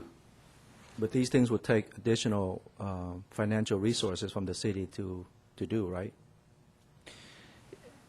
It would probably be minimal in terms of the type of improvements. Plus, we are looking at a tourist improvement district that could provide some of the funding to make those improvements. So I think there's a unity among the other hotels and restaurants to try to take advantage of this situation and improve that location for a restaurant. If the cost to overcome these challenges are minimal and the location is attractive, how come we don't have more interest from major chains coming in to inquire? And why does it take the city buying it in order for this to happen? I don't think this is too different than the role the agency plays in many of our activities. Sometimes the private sector, or in this case a private property owner, doesn't have the same motivations as the city does or the same resources at its disposal. So although a restaurant may be interested in this location, the property owner may not be in a position to offer the same type of incentives and or solutions that the city can, and therefore discussions probably don't go very far. I just have comments later, but no questions. Sure. I think I'll make some comments on this situation. Basically, we've got a restaurant that's changed hands 5 times.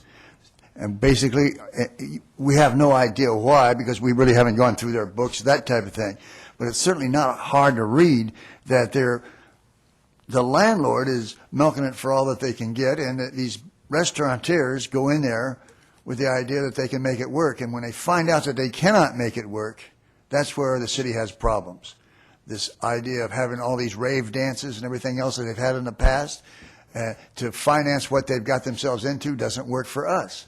The rave dances have created problems for us. The officer isn't here with us, but we had a number of stabbings in that building. We've had problem after problem after problem. And we are trying to make Harbor Boulevard be a tourist attraction, not to run people off. And so I just really think that if we can get a grip on the property and turn it around like we have other properties, I think it's a great thing. The stabbing itself, what's it do for our reputation if somebody gets killed in our tourist district? That's not something we want. I think that we're doing a smart thing by trying to contain this and turn it around. I think there's a number of things that we can do. I mean, I wasn't joking, and everyone said we could use it as a trade-off for the hotels and actually maybe put our fire department down the street further, because we are going to make that fire. Our trucks won't fit in that garage, in that fire station that we have currently. So we are going to make a move there eventually, and it won't be too long before we do that. I think we have an opportunity there.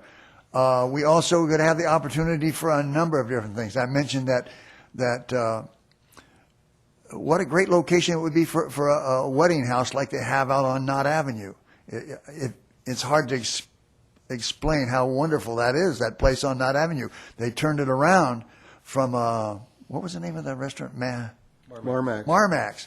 I mean, Marmax, when Marmax walked away from it, that place was a sewer. We walked through there, water and rats and everything else in that area. And boy, what it turns around today, it is a beautiful, I mean, you look like you've walked into Emerald City when you walk in that building. And they've made it work. The weddings have paid off time and time again. I do believe that we can shop and come up with other things and make that property work in a much more positive attitude. But we can't do that unless we get control of the property. I just think it's a good thing. I think it's a good thing to make our city work better. Okay.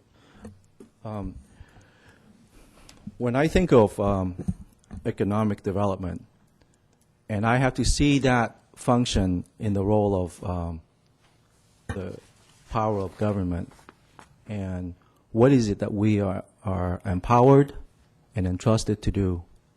We have to understand that the money that we use to do economic development comes from our tax base. And so some of the money that could have gone to general funds go to economic development. So when we do these economic development projects, we are in effect taking money away from general funds that could be used for the city. So therefore, we have to go back to the mission of what economic development is about. And that is to help the marketplace when the marketplace isn't working, when a location is blighted, when it is underutilized, like Harbor Boulevard, large stretches of it, would fit in that description, and what we have done with it is phenomenal. But this location that we're talking about doesn't fit into any of those scenarios. What we're talking about here is a business decision. It's not a blighted area. It is not a rundown graffiti location. It is not an eyesore. It does not detract from the attractiveness of our International West project. So when we engage in this type of effort where it really doesn't fit into the rehabilitation, revitalization role of development, we're deviating from our mission. The project may be good, but I have yet to hear any evidence that somehow it takes government intervention in order to get this done, that the marketplace can't get it done on its own. I don't see it.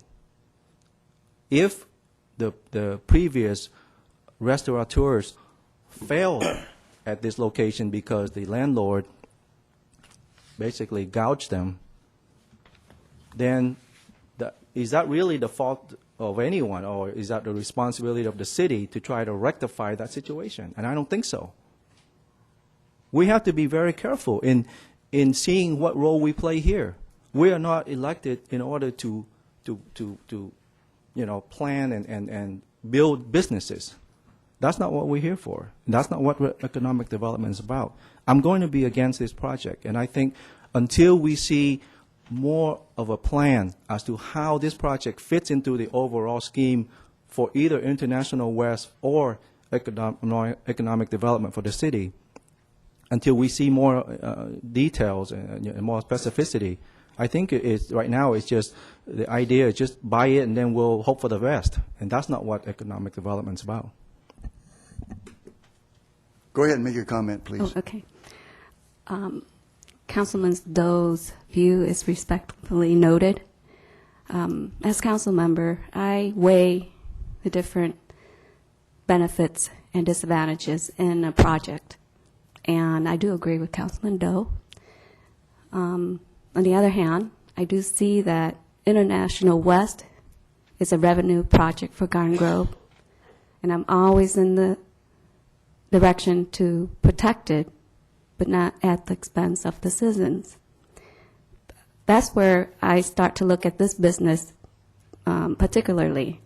This business has not been good for the community because we have always permitted it to be a restaurant, but somehow the business owners in the past have always broken that permit and turned it into a nightclub, causing our police department to expend a lot of services in that area, and also became an impact to the surrounding International West project.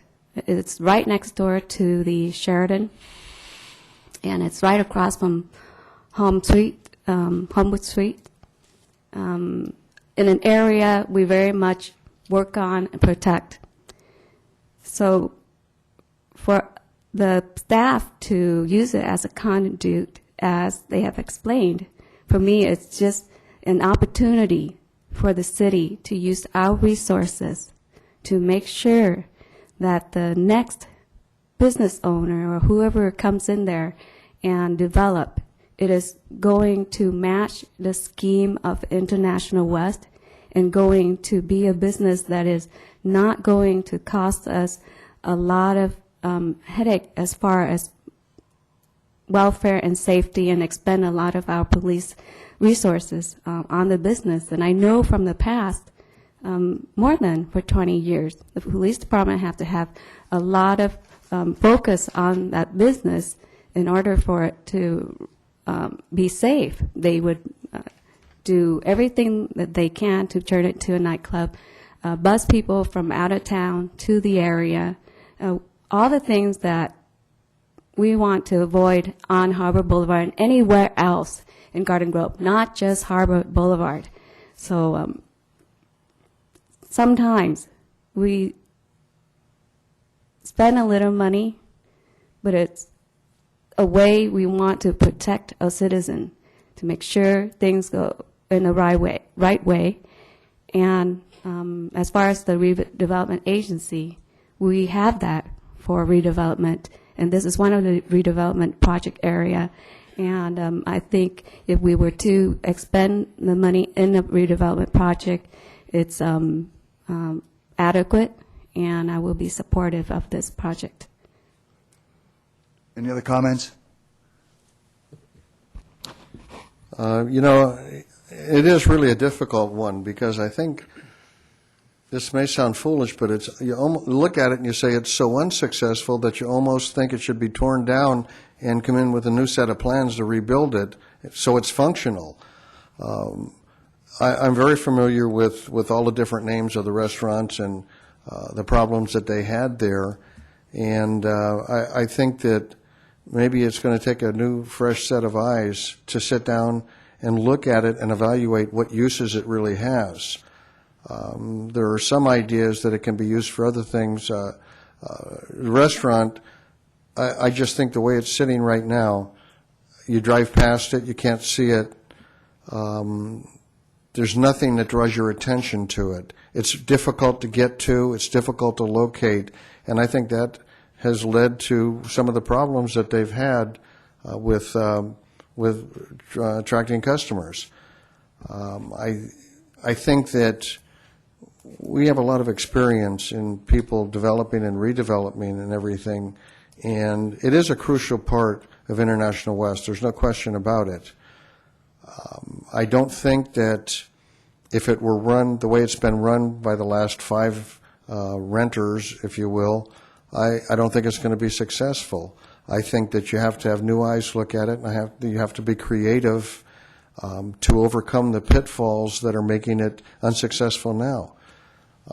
It's gone from a restaurant to some of the rap kind of dances and things that only bring troubles to your cities and create the problems, whether it's stabbings or assaults and a lot of things that have happened. And you certainly don't want that in on any street in your city, let alone International West. You don't want your citizens, your residents, visitors, or anybody else to be subjected to the type of activities that occur when you bring in people that whose activities are less than desirable. I'm not 100% crazy about the idea, but I do think that we have enough talent in our staff that, given the opportunity, I think they can come up with some suggestions and some remedial, project looking at it and being able to line up what the problems are, line up why it's not successful now, and counter those with things that will. As a city, we have a little more latitude than the average business does, too, because, we can look at some of the things that are allowed in the city, and perhaps, you can look at them and say, is there maybe something that should be tweaked to help this business? And we do that with surviving businesses in our city now. So, it's not unreasonable. But I think with a fresh sets of eyes looking at it, with the knowledge and experience that they've had on development and redevelopment, I think that they can come up with something.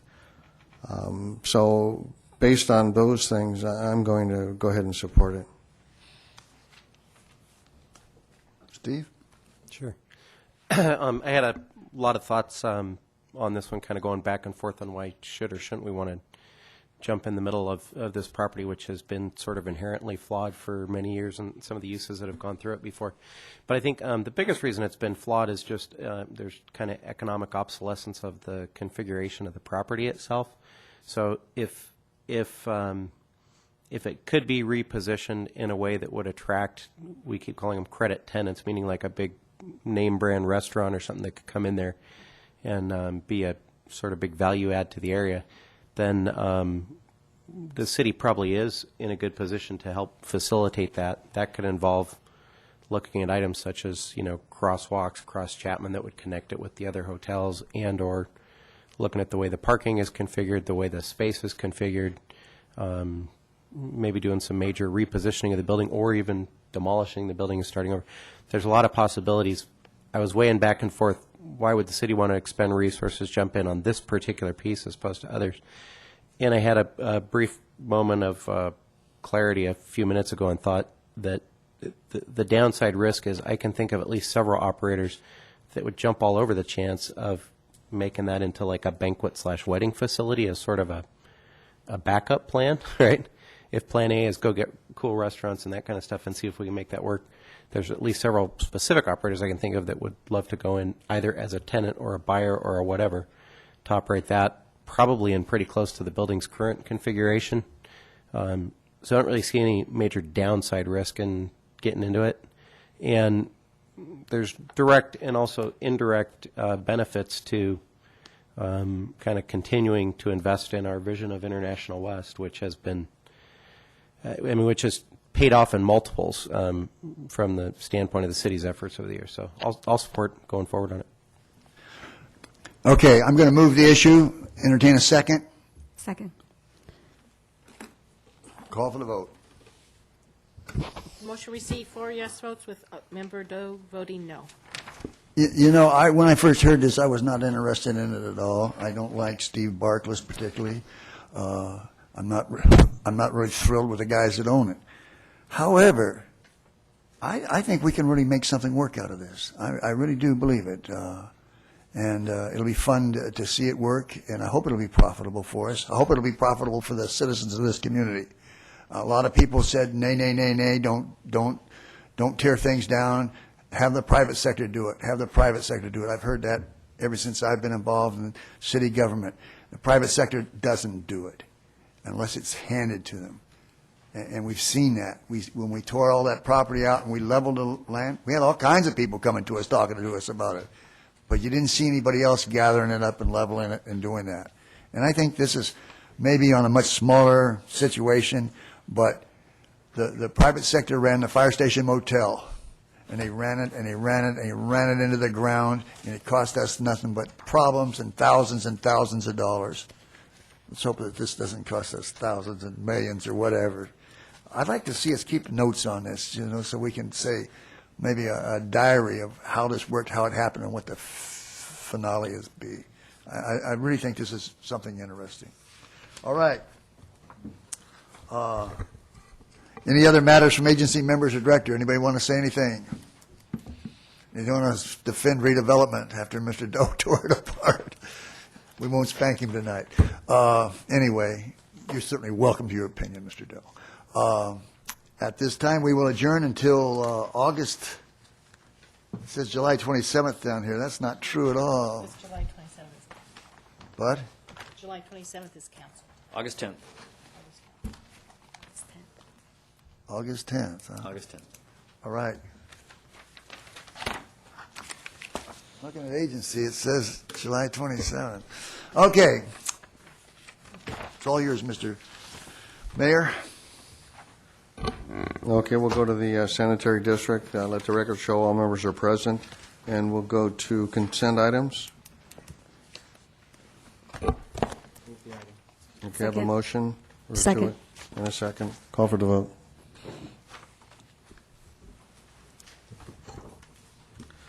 Okay. Motion received 5 yes votes. Are there any matters from board members? Hearing none. The next regular meeting will be held Tuesday, August 24th, 2010, at 6:30 p.m. in the council chambers. We'll adjourn to that. Okay, now we'll go to reconvene the council and go to consent minus 6B and 6C. Yes, Mr. Mayor, so it's recommended that these items be acted on simultaneously unless a separate discussion or action is requested by a member. Move. Second. Okay, a motion and a second. Call for the vote.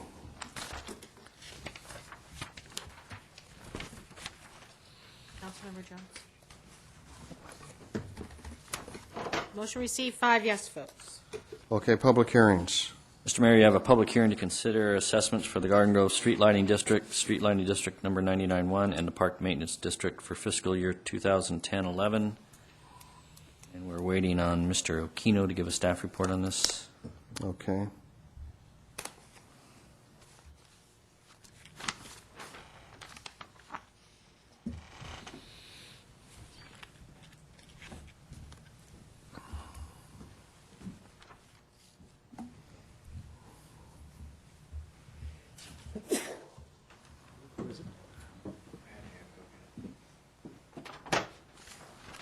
I think they turned on the All-Star game. Is there a score? I don't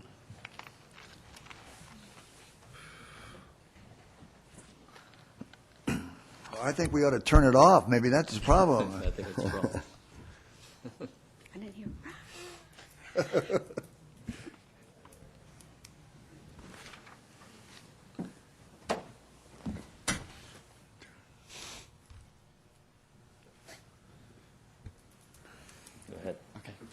Thank you, Mr. Fertal.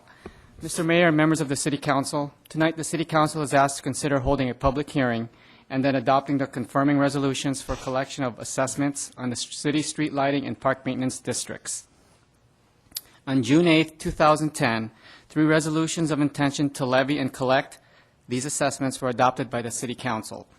The purpose of the assessments is to pay for the operation and maintenance of the street light and park districts. An engineer's report has been prepared and is on file for the 3 districts, with the Public Works Department detailing the costs and assessments.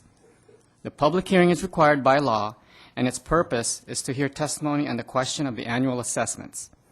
Once the hearing is complete, the resolutions may be adopted. Should the resolutions pass, the required information will be forwarded to the county assessor for collection of the assessments. The assessments will raise approximately $1.3 million in streetlight revenue and $700,000 in park maintenance revenue. In conclusion, there are no increases in the assessment rates, and there are no new zones in the districts for this year. And staff is available to answer any questions the council may have. Thank you. Any questions for staff? Okay, hearing none, I'll open a public hearing. Is there anyone here that would like to speak on this matter? Seeing none, I'll close the public hearing. Have a Second. motion Second. and a second. Call for the vote. Motion received, 5 yes votes. Okay, 9 items for consideration. Yes, Mr. Mayor, you have an ordinance regarding retail stores to implement a cart containment system, and Ann Efert is here to give a staff report on this item. Thank you, Mr. Fatal. Mr. Mayor and members of the City Council, shopping carts continue to be abandoned on city streets and sidewalks. The city contracts with a cart retrieval service, which picks up approximately 800 carts per month and returns them directly to the stores. This costs the city $48,000 annually to the general fund. In light of budget constraints, staff has been researching alternatives to the high cost of cart retrieval. Staff has spoken to local cities in Orange County as well as to retail stores, and we found that cities such as Westminster and Huntington Beach have passed ordinances requiring containment systems to be implemented, which prohibit carts from leaving a specific perimeter, such as a parking lot, which focuses on a preventative approach rather than a reactive approach to the abandoned cart issue. These cities have achieved great success in significantly decreasing the amount of abandoned carts and thereby resulting in the reduction of city costs. Staff has also reached out to local stores, and and found that most of the stores are supportive of the proposed requirement. The proposed ordinance will require implementation by May of 2011, and staff will continue to work with the stores in the upcoming months to assist and educate them on the requirements. Therefore, it is recommended that City Council introduce and conduct the first reading of the ordinance, adding Chapter 31 to Title 8 of the Garden Grove Municipal Code to require retail stores to implement cart containment systems. This concludes my presentation, and I am available to answer any questions you might have. Okay, any questions for staff? Okay, hearing none, I'll entertain a motion. Can I read the ordinance for you? Sorry? May I read the ordinance Yes, for you? please. That's ordinance of the City Council of the City Garden Grove, repealing sections 8.30.120, 8.30.130, and 8.30.150 of Chapter 30 of Title 8 of the Garden Grove Municipal Code, and adding Chapter 31 to Title 8 of the Garden Grove Municipal Code relating to shopping carts. Move the item. Do I have a motion? I'll second it. Second, call for the vote.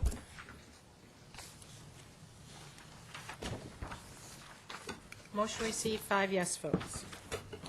Okay, matters. Mr. Broadwater.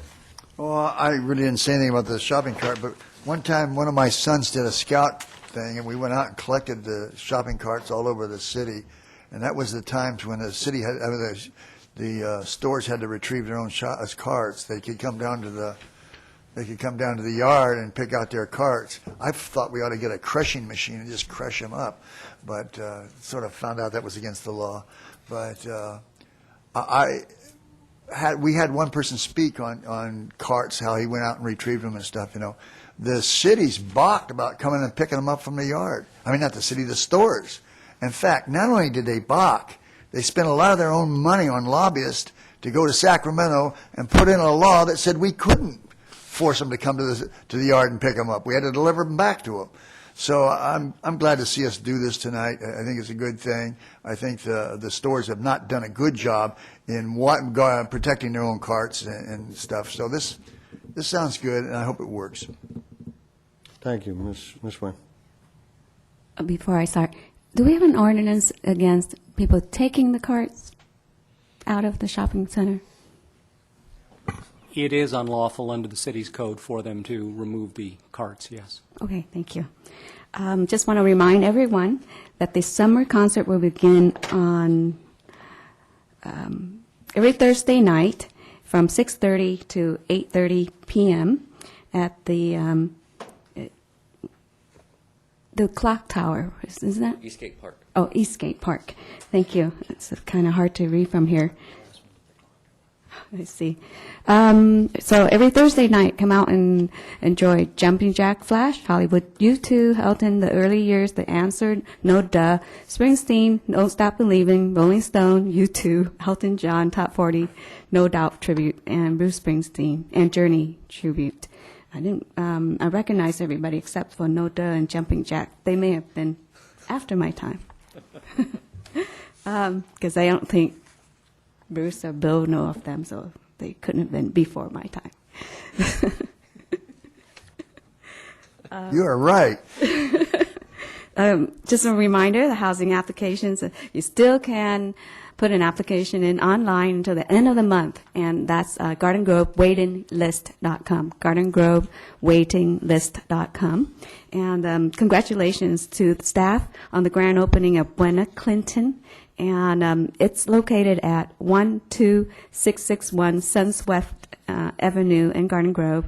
It's a youth and family center, so if you're in the area, visit Buena Clinton Youth and Family Center. They have lots of fun activities there, and the facility is new, and it's a very, very amenable for the families.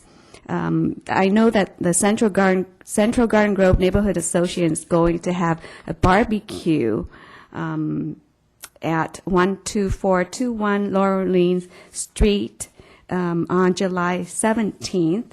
And if you want more information, contact Cheryl Armstrong, 714-260-8468. Normally, Robin is here giving that information, but I'm sure she will appreciate that I'm giving the information tonight, so I'll see her, and it's coming up on July 17th. And again, Cheryl's number is 714-260-8468. And if you are interested in having your business being on the Garden Grove website as part of our Buy in Garden Grove program, all you have to do is contact the city. The number that I can think offhand is 714-741-5103, 741-5103. Sorry, Pam, that's the only number I remember.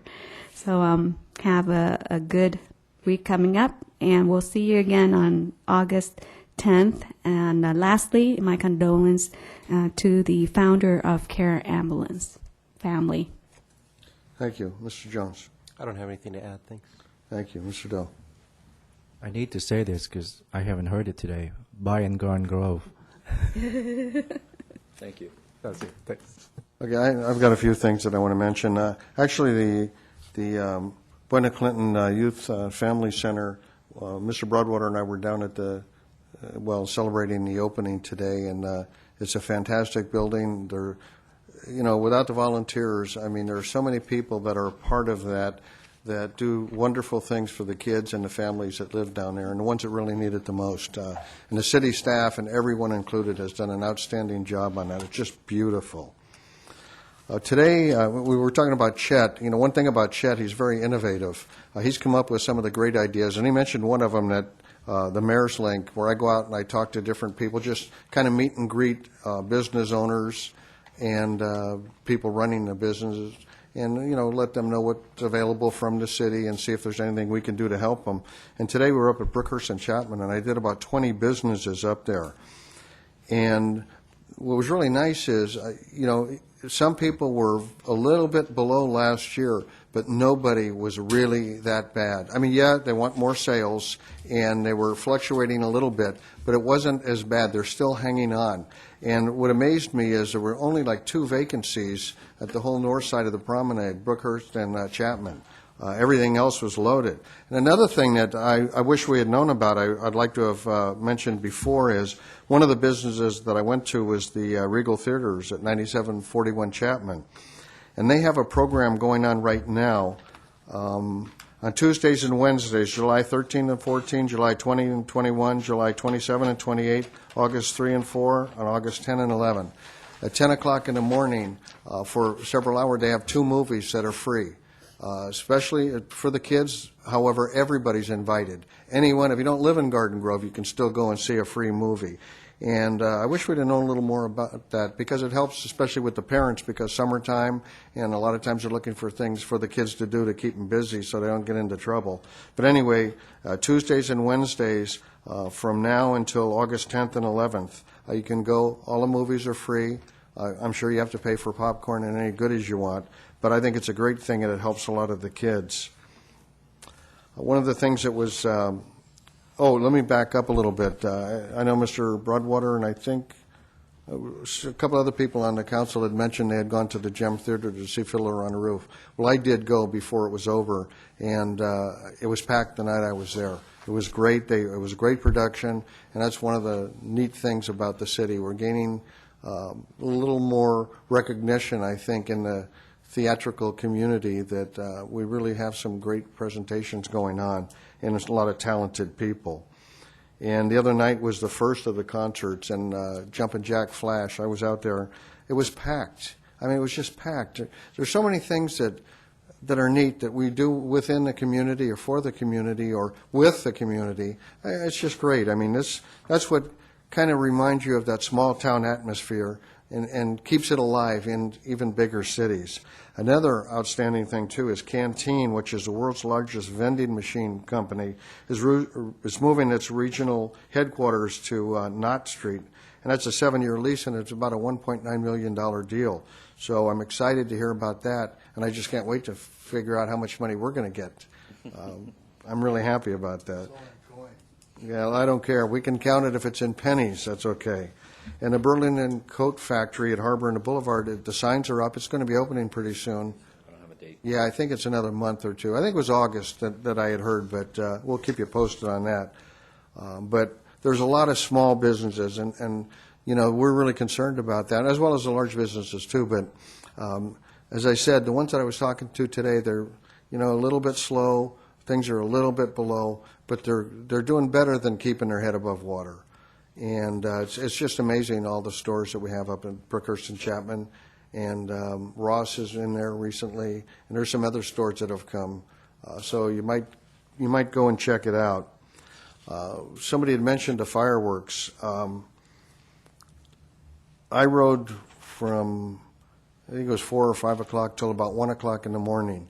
And this was the least amount of fireworks I can remember since living in Garden Grove since 1967.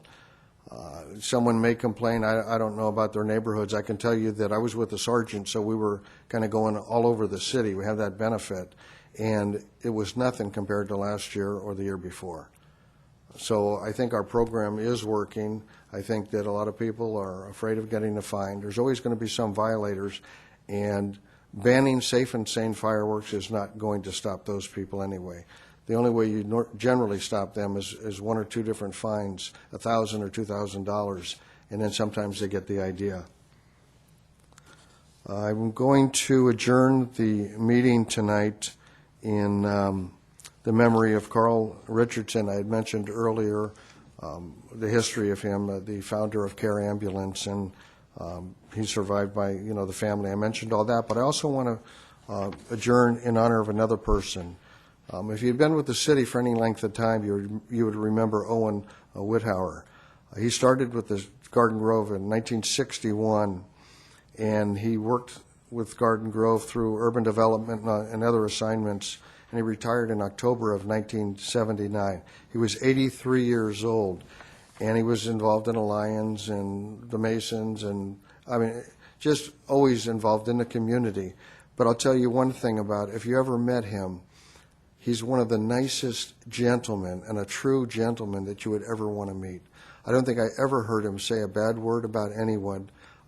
He loved this city, and he worked for it for many, many, many years, and he was just a wonderful man.